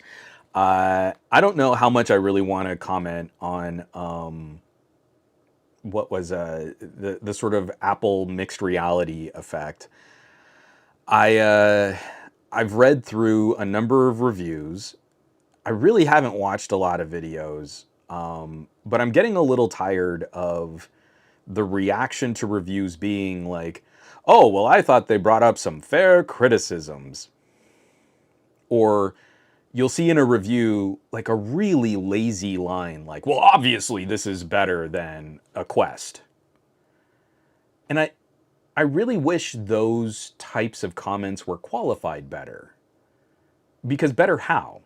I think we would all agree that the pass-through cameras and the visual fidelity on a $3,500, rounded up, $4,000 mixed reality headset should have higher fidelity images.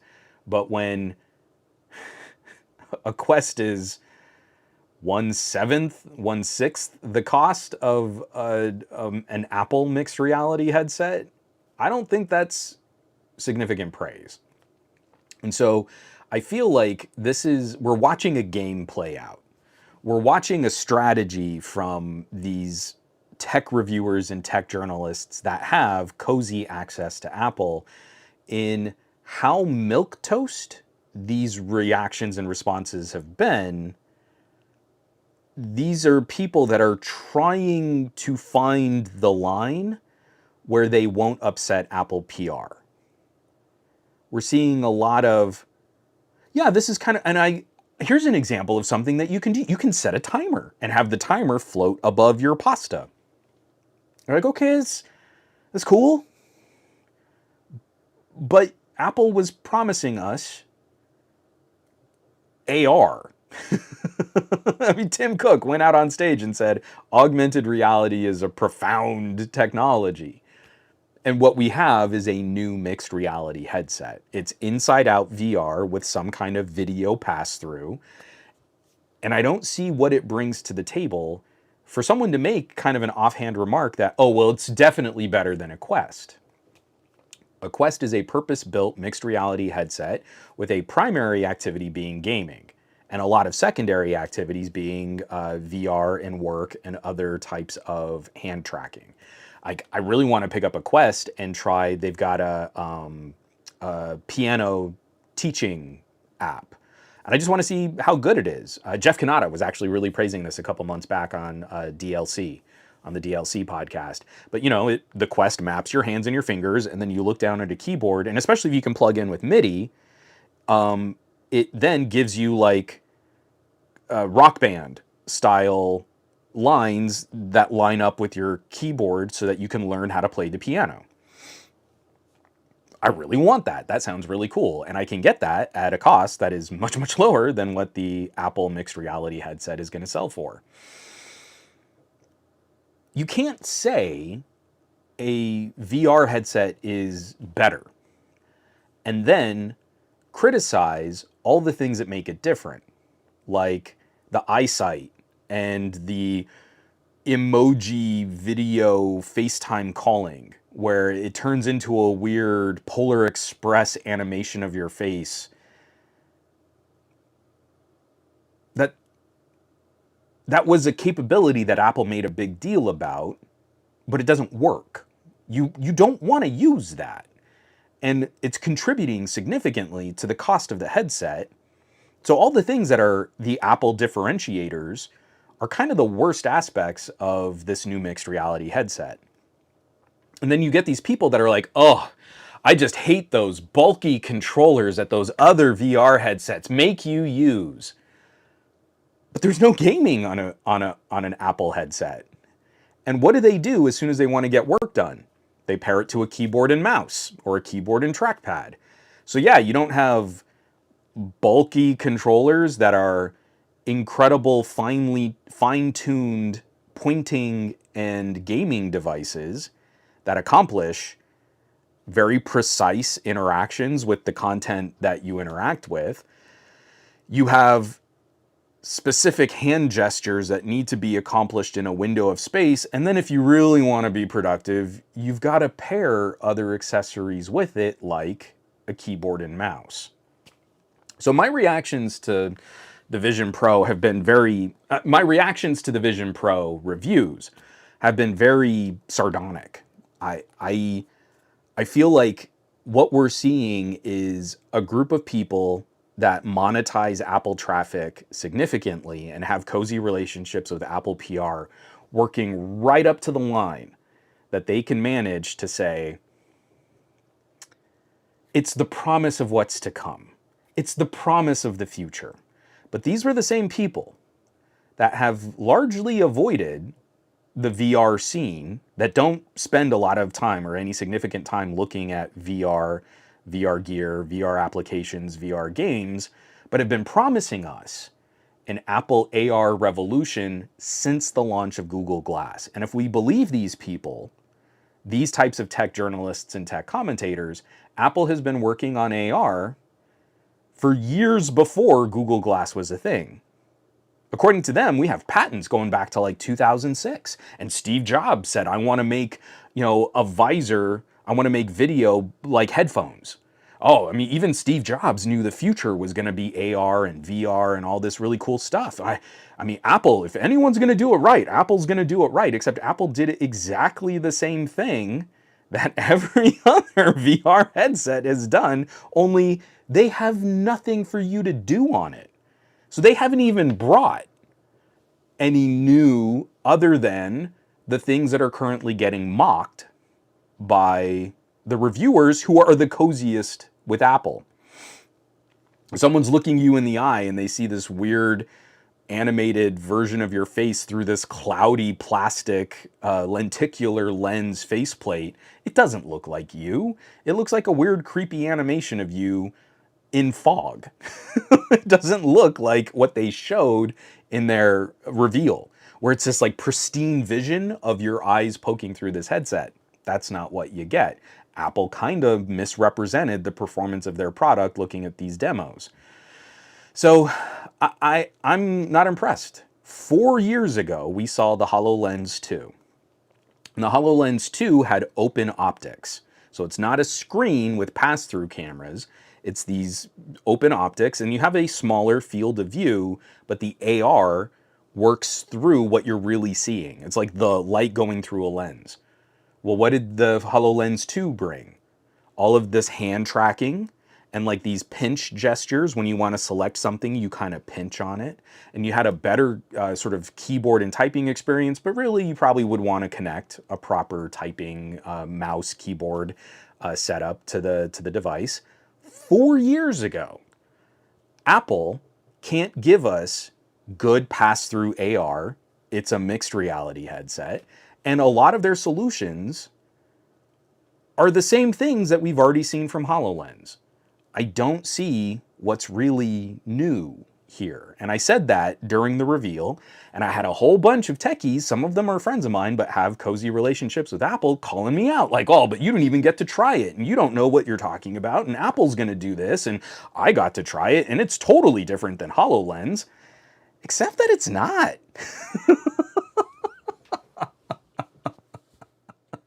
Except that it's not. It's just higher fidelity in a wider field of view. So it's been a curious spectator sport. And actually, let me see. I would imagine that now we're hitting the spike. So let's go to Google Trends. We're going to do this live. I'm going to take a drink of water.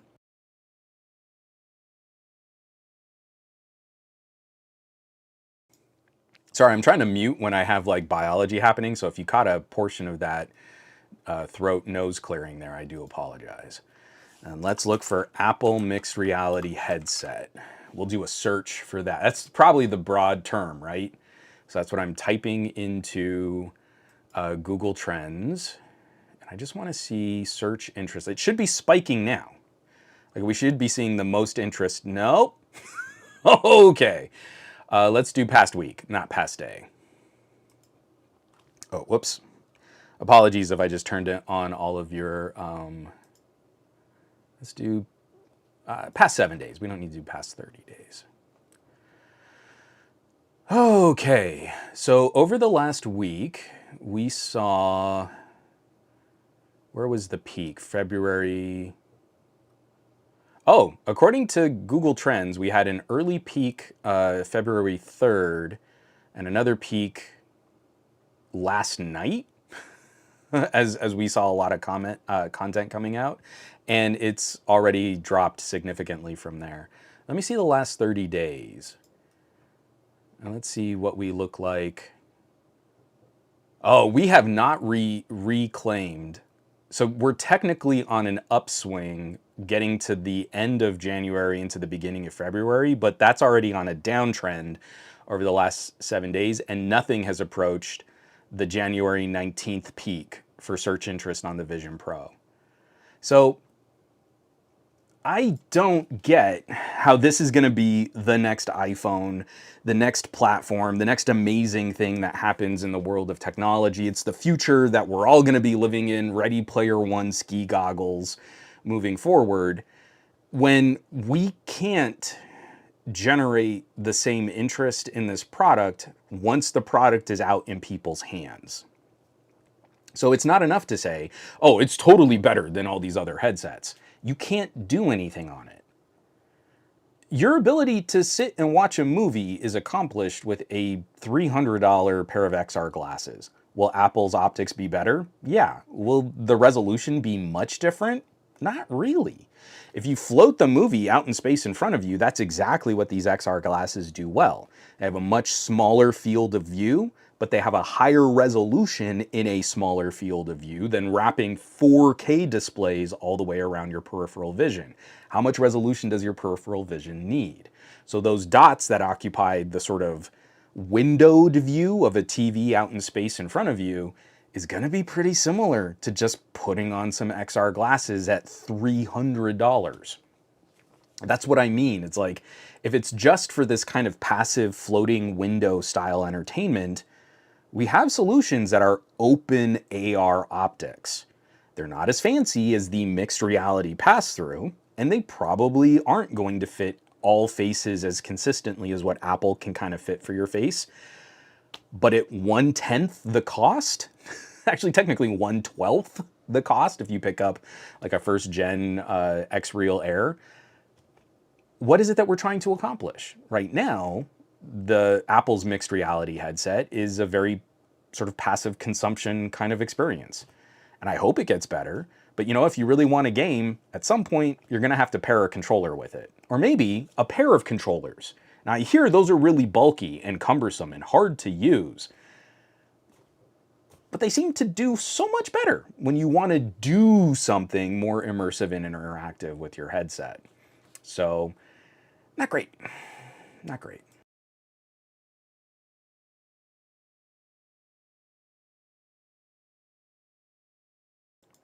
Oh, Henry. Henry, kind of picking up what I'm putting down. Funny how some of the other reviewers knock other companies for future updates and promises, but Apple gets the benefit of the doubt. Well, Henry, I think it's just wise advice, right? You never want to buy on the promise of what's to come. No, no, no. That's the sage tech reviewer advice. I have to review the device as it was sent to me today. I couldn't possibly anticipate that a OnePlus on pre-release embargo software would not perform as well as a OnePlus that gets its first update. But I have to, it's my journalistic duty to tell you what the device was like right now in my hands, even though it totally won't be the experience you have because you'll have had an update. But I won't follow it up. I won't cover the phone after it gets an update because it's just not profitable enough for me. I mean, there's just not enough interest in the phone to warrant that kind of follow-up. But all of these Vision Pro, I just said it for the first time, the Vision Pro reviews, your fallback is, oh, but, you know, it's just a first look. I mean, think the first iPhone was so incomplete. This is a first look at what's to come. And it really hasn't moved the needle much.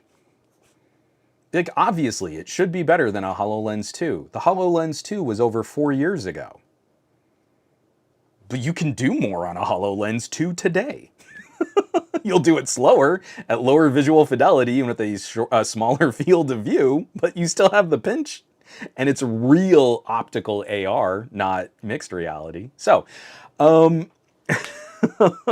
that's, again, I went a little longer and a little crankier on that too, because I think this does show us there's an inequity in tech reviewing and tech journalism that focuses primarily on what is going to monetize, what is more popular, and that inevitably becomes the companies that have spent the most on marketing. Apple is a marketing genius brand, and they're going to get outsized coverage and outsized attention. But if you're saying, hey, this is an experience that I think people would be really interested in, they've missed out if they've waited. Yeah, a Quest 2 is not going to be anywhere near as visually impressive in terms of image fidelity as Apple's mixed reality headset. But it's got an incredible library of games and apps ready to go. And there's more you can do with it. And I don't know, I walked by my Target display. But I just want to point out, I've been getting into so many pissy arguments with Samsung Nights. At my Target, there is this brand new pretty kiosk showing off the iPhone 15, and titanium is plastered across this poster. There are working demo phones for you to play with. No one buys phones at Target, but Apple knows tons of consumers are going to walk by this. This is signage. This is advertising in the store. And if we're going to promote our products, where I bet you they do sell a lot of cases and cables and accessories for iPhones, we want a pretty presentation of the best that we have to offer. Right next to that Apple kiosk is a Samsung display featuring the brand new Galaxy S22. And on the display currently is a broken Tizen Galaxy Watch. And that's it. There is a broken stand that used to have an S22. Not an S22 Plus, not an S22 Ultra. That's the perception of Android in a wealthy, affluent suburb and a Target. And all of these nights are like, well, you can't blame Samsung, that's a Target problem. And you're like, no, I've worked very closely with people that have done that kind of signage for Samsung and worked with Samsung PR to audit their partners in retail and make sure that store displays and carrier stores are up to date and appropriately stocked with consumer experiences. So no, after 2 years, because we're now at the S24 and the Target is still showing off the S22, Samsung at some point should have been alerted to an audit that, by the way, we're paying Target for floor space and they're not updating their kiosk with our phones. On the back end of that, the other end cap, aside from that Samsung, is an Oculus Quest kiosk that is updated with Quest 2 and Quest 3. It's like, I can go into a Target and buy a Quest 2 for like $299 and go home and play some VR. I can go to that Target and see a busted Samsung watch, and I can't buy the newest, latest, and greatest from Samsung. Tablets, phones, nada. I think I can pick up an A52. I think that's what's on the Target store shelves right now. So it's hilarious. But all of these people that have said like, well, hold off, or this is cheap, or don't do business, or wait until Apple does it right. If you want to play with some VR, you've got some options. If you want to play with some AR or just some really passive like XR entertainment, you know, like I just want to plug glasses into my Steam Deck and see a giant screen. And you can play some real games on your Steam Deck, but with a better display than what's built into your Steam Deck. Like $300. $300. What an incredible future that we live in. That image projection technology in a streamlined open air, not a sealed goggle, can be accomplished for $300. $300, and I don't walk around looking like I've got Ready Player One dystopian ski goggles stuck on my face. And yeah, they don't really look like sunglasses when you pay a little bit more attention to how they sit a little higher on my face. But you're walking by me on an airplane, you're not going to assume that I've got a humongous projector image out in space in front of me, and that, you know, the Steam Deck in my lap as I'm totally kicked back and comfortable and I'm just gaming and I'm not like rolled up in a ball. This is now a $300 experience. When I played with the first Nextwears, those glasses were $700 to $800 depending on region. This has evolved way faster than I thought it would. And when I'm done, I just put them in a shirt pocket or in a coat pocket and I walk off the plane and everything's fine. I don't have to carry I can carry this as like a little container for them, but I don't even need to do that. I can just hang them on a shirt. I don't have to have like a flight case for them, like a Quest or Apple's headset. So anyway, yeah, cake batter. I found it odd that none of the Apple mixed reality headset reviewers mentioned the big screen app on Steam VR and Quest 3. And that's what is very frustrating, is making an open broad claim that these are definitely better than a Quest. Apple's headset is definitely better than a Quest. It kind of speaks to the fact that these are people that really haven't kept abreast of what's going on in VR. And if they have, then they're being intellectually dishonest by saying things like, well, it's just better. Better fidelity, sure. And those optics, the way that it does sort of like foveated so that you're not really having to render all of the image out to your peripheral vision, absolutely. That is cool tech. And I cannot wait to see those Sony micro OLEDs in another VR headset. I want to see those Sony micro OLEDs in like XR face glasses. I'll pay $800, $900 for face glasses, open air, but with like 4K projected resolution. That's going to be amazing. That's going to be awesome. I can't wait to see Sony get the yield up. But to completely ignore how far we've come in mixed reality just because Apple isn't doing anything interesting in that space yet. I mean, with software and developers and stuff like, oh, it launched with 600 apps. We didn't see any. I saw someone placing kitchen timers over boiling pasta. That was cool. I mean, I have a smartwatch and I can run multiple timers on my phone, and I have a smart display, and I get it. It's cool that I can put one timer over one pot and another timer over another. But you're not selling me on the future of AR.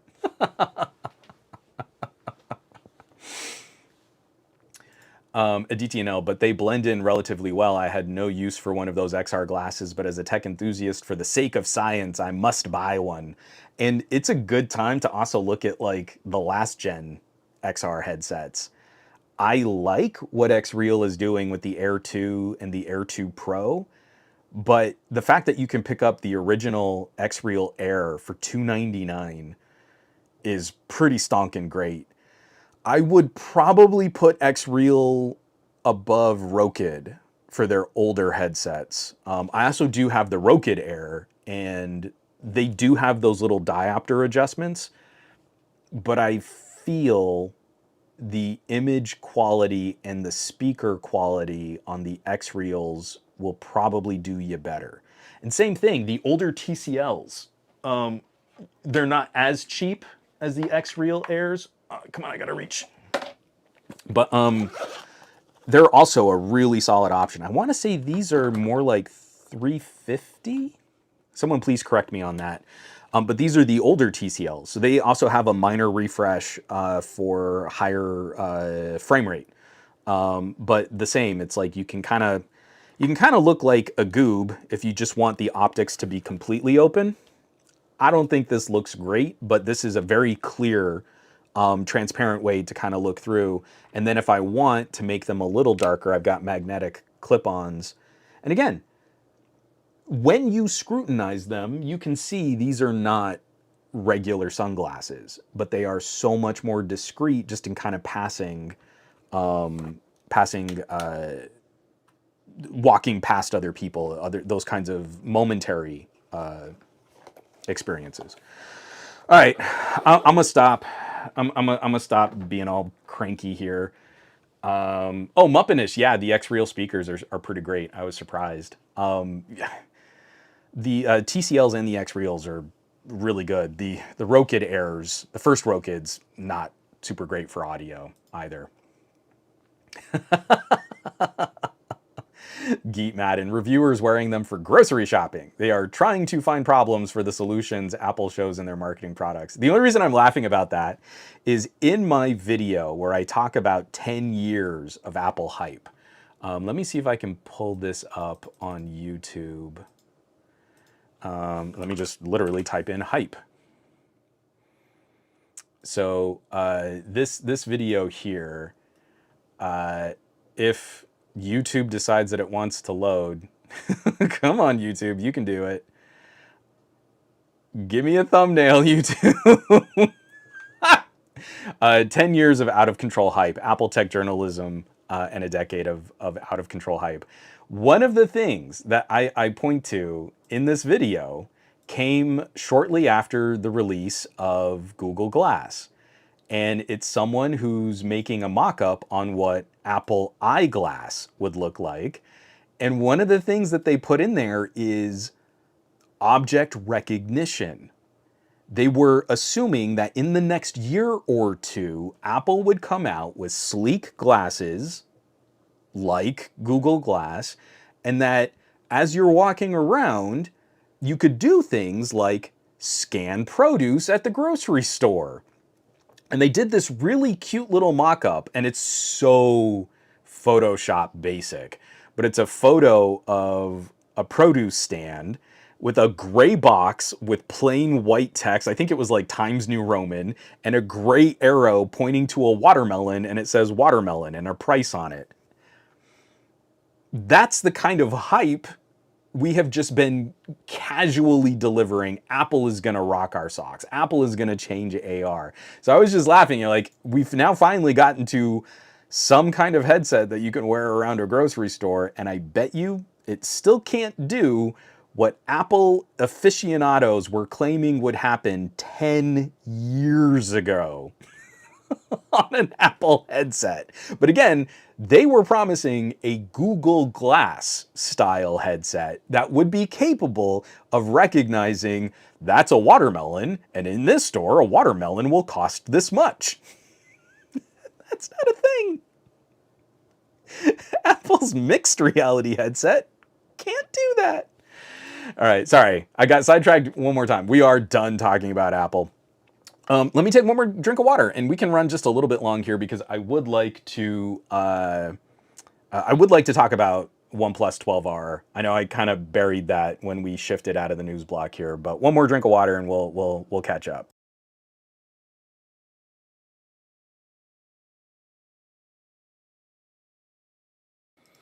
Oh, JGJ, wait, people are not getting beat up for a facial computer? I would like to coin the phrase Glasshole Pro Max. Because if Google Glass wearers were glass holes, then I feel people running around and doing crazy things and gesturing at crosswalks, which have nothing to do with using Apple's headset, they're just doing it for attention, are Glasshole Pro Maxes. So you have the Glasshole, and then you have the Glasshole Pro, and then you have the Glasshole Pro Max. And that's reserved for the people that are just trying to be social media popular, and they have no interest in really talking or contributing to the conversation about VR.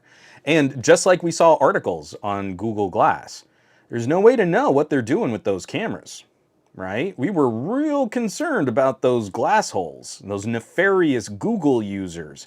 They're probably perverts, taking photos of you with their Google Glass, just like the glass holes. I don't think Apple has solved the attention-seeking glass hole problem. So we have the OnePlus 12R. I was so happy to get a press release emailed to me this morning where OnePlus themselves are now talking about the return of the flagship killer. That's the language that I used in my review of the OnePlus 12R. And there's something kind of fun. So I think over the last 2 years, from really from sort of the middle of 2022 to the end of 2023, I would get communication from representatives of tech manufacturers, and there was this very beat down attitude in tech. Sales of phones and laptops and tablets had plummeted. We didn't know where the bottom was. People had overbought tech during the pandemic, and now there was just this idea that like people would just keep buying tech and line would keep going up. And I would get like, I don't want to speak to any proprietary communication, but like the conversations we were having at the end of the OnePlus 10 Pro and kind of the casualness of the OnePlus 11, it seemed like the PR side of this, even they weren't able to really push some excitement or push some hype. And then the OnePlus Open showed up. And I got communication from OnePlus PR that was lit up. They were excited about what they were going to show us on the OnePlus Open. And as soon as we were kind of into covering it, when we wrapped up the embargo and we got our OnePlus Open reviews out there, I immediately started getting conversations about the OnePlus 12. OnePlus 12 has been discussed for a pretty long period of time. Behind the scenes, like these behind the scenes conversations that we have with manufacturers and their PR. That is a very different flavor. The conversation that I had with Vivo during the X90 was like, oh yeah, this is going to be exciting. We think people really like it. Conversation for the X100 Pro, we think we've built the best phone of last year and next year.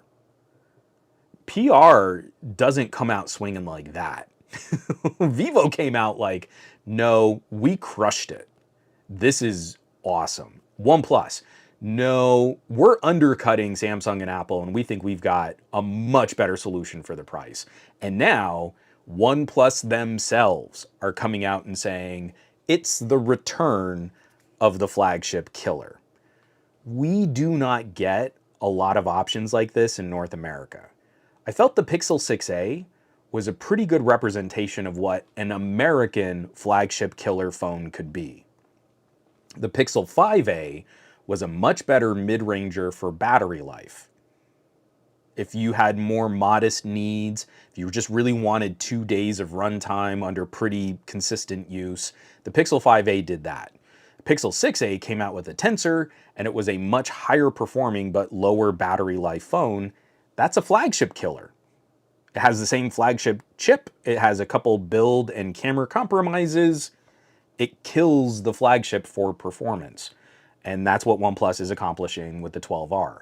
Apple and Samsung do not have proper competitors for what OnePlus is doing at each of their price tiers. So you've got OnePlus 12R, you've got 11, you've got 12, and you've got Open.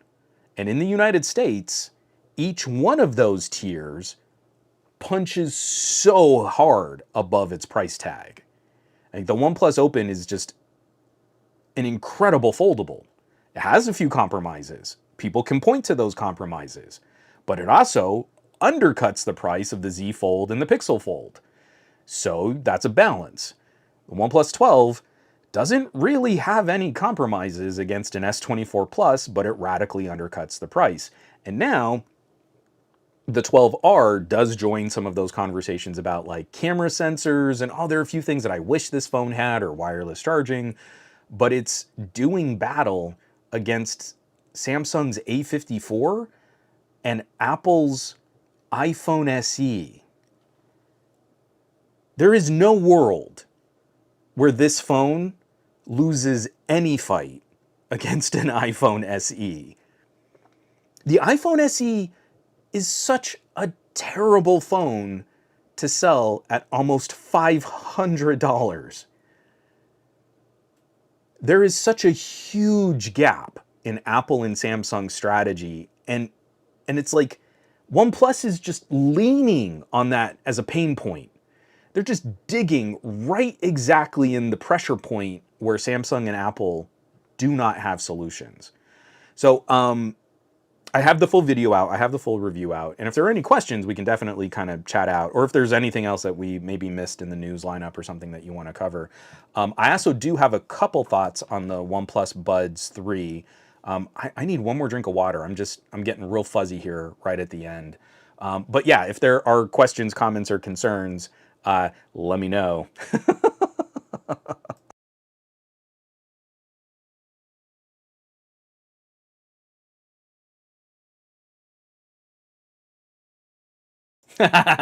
Geet Madden. I'm going to try and find a good voice for the. Excuse me, sir. iPhone SE has iMessage. So you just talk to me when OnePlus has that. I feel like that's the reply you would get from someone who wears blue bubbles as like the defining aspect of their personality. I've defined my life by whether or not someone sees my text message show up as a blue bubble. I mean, it's real bad. You have to go down to an iPhone 13, and Apple still mostly loses in performance, in battery life, in charging tech, in screen tech, the main camera sensor. You just can't keep up. OnePlus has delivered something that is just a brutally competitive point, and Apple cannot keep up. An A15 versus a Snapdragon 8 Gen 2, that's not a good fight for Apple. To be playing out now with a phone that still has a lightning connector and is 2 years into its support life cycle. And here's full MSRP, $499, but it's really easy. I got 2 comments from people who pre-ordered the iPhone 12R, and I think the lowest I've seen so far was someone sending in a busted phone, and they were still getting the phone for like $350. $350 for a Snapdragon 8 Gen 2 and one of the brighter phone displays. That's a real good buy. I know there are some other compromises that we need to talk about on a flagship killer, but just dollars to donuts. I can't beat that. $350. So it's pretty tough. Oh, JGJ, I'm dreading the day Apple gets rid of Touch ID from the next SE model. I wonder what they're going to do. I think it's going to end up being a recycling of the frame for the iPhone 13, the smaller version of the iPhone 13. And then we'll see an update to whatever. I mean, let's say it happens this year. Let's say we see an iPhone 16 and an iPhone 16 Pro that use a different design language. It doesn't even have to be a radical change, but like we've got dynamic islands. We maybe see some kind of form factor or characteristic change, but it's USB-C across the board, no SIM card tray in the United States. And then in 2025, in the first half of 2025, we see the iPhone 13 frame show up as the iPhone SE Gen, what is this? So iPhone SE, SE 2020. So it would be the iPhone SE Gen 4? Do I have that right? Is it Gen 4 or Gen 5? Anyway, I think it's going to end up being the iPhone 13 form factor. So I feel like that's probably going to end up being their market. From Malik, with the OnePlus 12R, outside of the cameras, is it a good upgrade to the 9 Pro? For the screen, the brightness on this, I know a lot of people are making fun of, 4500 nit display. Yeah, right, OnePlus. And I guarantee you, it peaks at 4500 nits for like a fraction of a second. It is capable. I don't think that's really the hook. When you get it outside, this is the brightest display I currently have in operation, and I really want to see some good comparisons. I bet you the S24 Ultra has a clearer screen to read in bright sunlight, but I bet you the OnePlus 12 murks the S24 Plus, because the S24 Plus is not using the fancy new glass that the S24 Ultra has. So, okay, OnePlus 9 Pro, you're definitely getting a better screen. You're getting a comparable main camera, but the OnePlus 9 Pro can do 8K and can also do 4K 120. So yeah, the cameras are definitely a win for the OnePlus 9 Pro. The OnePlus 9 Pro also has video out through the USB-C port. So if you have like power user needs where you need to plug into another display or XR glasses, the OnePlus 9 Pro is going to be better. But the performance significantly better for the OnePlus 12R, and the battery life and charging, incredible upgrades over the OnePlus 9 Pro. So if you're not hitting the cameras a lot and you don't need video out through the USB-C, then yes, there is a good going from a OnePlus 9 Pro to a 12R. That is actually a pretty good transition as a daily driver, hot rod, high performance phone. I would make that play, but that is with those caveats. It is less power user and it is less camera user, but it's a really good pocket computer and it's an incredible accomplishment for the price. Geet Madden, I would say the 13 mini is a good device, but 60 hertz, smaller screen, lightning, but then you have the benefits of iOS with shortcuts and AirDrop. I don't know that AirDrop is that big a draw. Again, it's like you can only use it with iPhones. I have Nearby Share, now Quick Share, on my Windows PC and on my Chromebook. And if I can't fall back on Quick Share, I can still send files over Bluetooth and Wi-Fi direct. So I've never really felt like, again, that's a consumer lock-in. If you're on iOS and you only talk to other people on iOS, then cool. But if I take a cool photo of you and I want to send it directly to you, iPhone can't receive it. iPhone is broken. So that's pretty rough. From KMK0, have you tried any desktop mode shenanigans with the 12R? I've tried, but it doesn't support video out through the USB-C. So I can't do the traditional plug it into a portable monitor or a laptop dock. But there is, now when you plug it into like a PC, OnePlus is trying to do more like data and screen sharing. So that's something I want to show off in just a separate feature video. It's going to be a little bit more focused on the OnePlus 12 because the 12 does have video out, because I want to show you can plug it into a monitor. What does that look like? The desktop mode is still effing broken in Android 13. But there are other ways that you can kind of expand on that. I'll maybe touch on OnePlus 11 and OnePlus 12R, but the focus is going to be on OnePlus 12. Jeff Murr, I've had an iPhone for the past 6 years and I have never used AirDrop. I'm trying to get my wife to do that a little bit more. I mean, again, we're Android folks, so we were just used to, hey, I need to send you this. Can you upload it to the NOS or can you send me an email? We would just do that. But now that she's on a Pixel 8 and she was on the Sony, I've been trying a little bit more like, hey, we're out at the park and I just took this really cute photo of Lex. Can you send it to me? Yeah, let me email it. No. Share it. Okay, I just got it. Great. We've been doing that a little bit more. I don't know. I miss Beam. I really miss Android Beam. I wish we had built Nearby Share and now Quick Share on the old Beam interaction, because like you get to the file, you say I want to share this file, and then you scan for devices or you tap and share. But it used to be I could just pull up a photo, tap two phones together, and it would share it. It was so much faster. That experience was so abbreviated. But the Apple version of this, where it's kind of scanning and looking for other devices and you can share to multiple people, yeah, it's cool, I guess, but most of what I use those kinds of services for are one-on-one. When it's something like, my daughter just started softball. She's really excited about it. If I want to send everything to a group of people, I'm going to set up some kind of cloud folder and invite people to upload photos to that cloud folder so we have them all, right? We have like a little archive of how the season goes. That's what I'm actually going to prefer.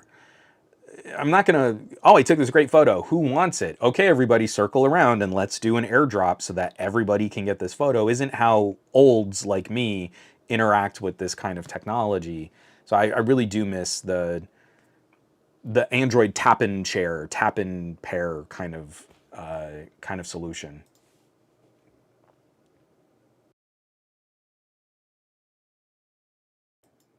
So Geet Madden, isn't OnePlus getting all the Samsung features through Phone Link app? I thought you could mirror your screen and run your apps from your phone on your PC. Stay tuned.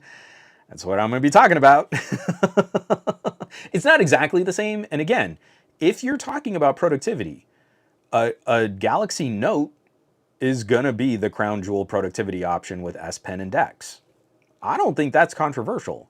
But to stick with Samsung, and if you're not using those features, means you're crazy overbuying some more accessible tech. I think OnePlus is showing us you can get a very comparable experience for a lot less, and in many ways, the OnePlus 12 is a better phone than the Galaxy S24 or 24 Plus. But if someone says like, hey, I really want to replace my laptop with a phone, I'm looking at mobile work and productivity, I really want to be able to like edit documents and spreadsheets and work on PowerPoint presentations and Sketch, it's S Pen. S Pen all day, every day. That's easy. But that's not very many people.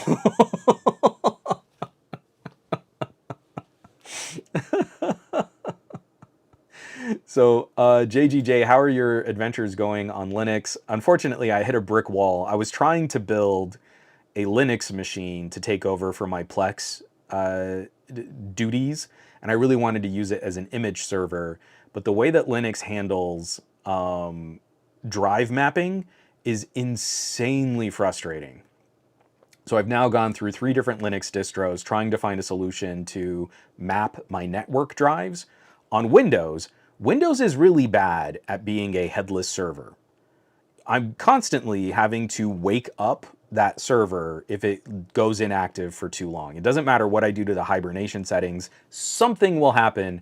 I'll have to walk upstairs and I'll have to push the power button, and then the server starts working again. But one of the things that Windows really does well is I can tell Windows File Explorer, go look for my network drives. And it says, okay, I found this network drive. And then I right click on the network drive and I say, map that drive. And it goes, okay, cool. What drive letter do you want to give it? And I say P for Plex. And Windows goes, cool fam, I got you. And then Plex goes, where do you want to find your media? And I go, look at drive letter P for Plex. And Plex goes, cool fam, I got you. And then all of the content on my NAS is in my Plex server. That doesn't happen at all in Linux. Linux, you've got to like, okay, well, if I map this drive and then I reboot my computer, I need to remap it. But if I go through this obscure document for editing a system file, I can point Plex to look at something, but I've got to save it in a folder. But if the folder changes or if this drive changes, then Plex won't know what to look for. And then I can say, oh, if you save this and then you scan my network, you can find a drive, but it doesn't live as a network drive. Then I've got to be able to find this. And then the Plex app is just, no, I don't know. I don't see anything. So I hit a wall. What I might try to do, to the chagrin of Linux folks out there, I might try to do all of this in Ubuntu running through the Linux subsystem for Windows 11.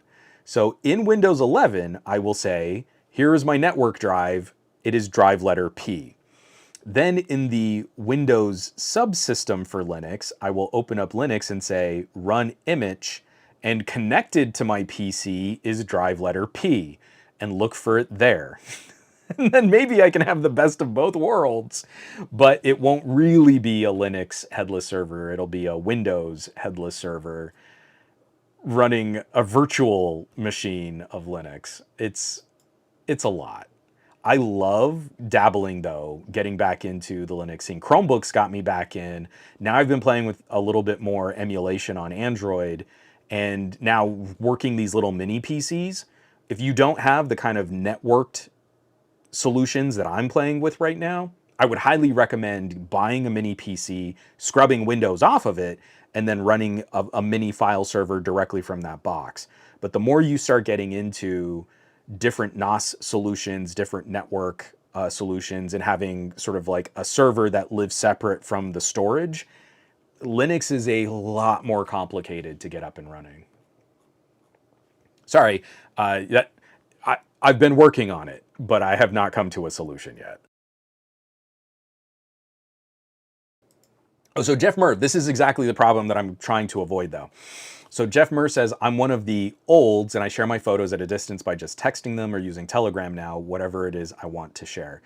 So the problem is I'm on an Android and someone else is on an iPhone. They're going to get a text of an image that looks like hot garbage. And it's been a real issue trying to get every single group of parents on some kind of alternative messaging platform because most of them are iPhone users. The Android users totally get it. You want to be on Telegram, you want to be on Signal, you want to be on WhatsApp. Sure, that's a problem. We're all on different messengers, but yeah, that's great. We know why there are these other capabilities and these other services that you want. It is literally that direction. Trying to send a photo to an iPhone when you don't have an iPhone is flipping miserable. And there is no solution except sending it up to the cloud and having them download it. Because iPhones are proper broken and they can't support real standards like file transfer over Wi-Fi Direct, Bluetooth file transfer, or Apple still hasn't implemented things like RCS, where I could text you a photo that would look better. We did a Dia de los Muertos celebration at my daughter's school. A couple of the moms all have iPhone Pros, ask me to take their photos. And we're in these like dark, the kids did an amazing job like decorating, and it was just a really, really lovely event. They had mariachis playing out in the schoolyard. It was great. I shot a little video of it on the Patreon. You can actually see the video that I stitched together. So I had the mariachis just for an entire song as the sort of bass track, and then I would just put in like B-roll on top of it, like looking at the papeles picados and looking at all of the marigolds. So we walk over, there's this one little station that they wanted to get a photo of in front of all of these displays that the kids had done. And we'll walk over there and you're like, okay, cool. Do you want me to take the photo with your phone? And both of the moms turned to me like, no, we want you to use your phone. You're like, okay, cool. So I pull out a Pixel 8 and I take their photos and they're like, oh, wow, that's so nice. And you're like, I have no way to give you this photo, but I can email you, I guess. And they were like, okay, yeah, cool. That's great. Thanks. Bye. And so like, it's already a known entity in our little circle of parents. Like if you want someone to take your photo, don't hand Juan your iPhone. Let Juan take your photo with his phone and it's going to look better. But I can't give you the photo after I've taken it. So it's pretty great. JGJ, I think that many complaints about QNAP and Linux compatibility, I think there might be some communities that can help out. I'll see if there's someone who has any knowledge. I mean, I've been digging too. I wouldn't burn any time on this, JGJ. It really is not a function of QNAP. QNAP can show up as an SMB share. It can show up as I forget what the other NT something. It is a problem in Linux if you're trying to permanently map a network drive to a Linux computer. You need to go hoop jumping. There is no easy solution to connecting network storage to a Linux PC. It does not exist. So as soon as you go into text files, gedit, and like start altering configurations, that is fundamentally different than right-click map drive in Windows. So I mean, if you find something great, but chances are pretty good you'll find the same resources that I've already been digging through to try and find a solution to this. Dave Burns, if Apple let us share images directly, they'd have to make better cameras. So I'm actually planning, I really like the podcast, the Petapixel podcast, but the editor at Petapixel is super into Apple. Like they can be talking about like, yeah, I was editing this project and blah, blah, blah, blah, blah. And the editor in the middle of the podcast will be like, MacBooks are so much quieter than Windows laptops, am I right? And the other two hosts will be like, yeah, but I mean, we're talking about Da Vinci. And then he'll be like, but Gundam, high five. And then they get on with the show. Like they all kind of roll their eyes and like, yeah, you get it. You like Apple. So they just did a podcast last week. They did a podcast titled, I think it's something like, Are Smartphone Cameras Good Enough to Upgrade? And I want to point out to them, they did not make this podcast after the launch of the iPhone 15. They made this podcast after the launch of the Galaxy S24. And they're talking about, well, I mean, like, when we talk about cameras, we really talk about like sensors and optics and blah, blah, blah, blah, blah. And they make no mention of sensors or optics. And the one point they do make about sensors and optics is the Apple fan pointing out, well, and now their telephoto camera is a 5x zoom instead of a 10x zoom. And you're like, and it's better. Point out that it's better. It's better in low light. It's better in mixed lighting conditions. It's a better sensor. Oh, they're not going to talk about that at all. And they kind of go on this like, I don't even know what's on device AI and what's cloud AI. And you're like, you're not talking about smartphone cameras at all until they get to the end of their little conversation about smartphones. And they're like, and why is video recording on Android so terrible? You're like, oh, you're just going to do that thing where you talk about like frame rate drift on the Pixel 8, and you're going to paint that as the whole conversation about Android video, and you're going to praise that Apple now has like Prolog, but you're going to ignore that Apple has never let you control exposure on an iPhone ever until we got Prolog. So if I shoot in log and I edit in post, I can finally lock my exposure. I don't have dynamic tone mapping, which screws your frame up so much if lighting conditions kind of move through what you're shooting.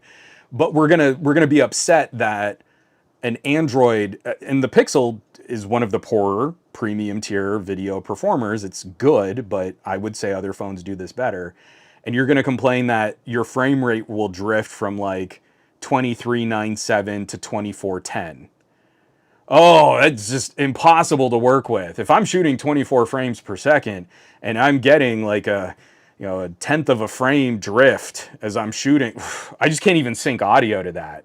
So this entire time that I've been recording this podcast, I have my Pixel 8 Pro over here. I don't know if it was able to survive.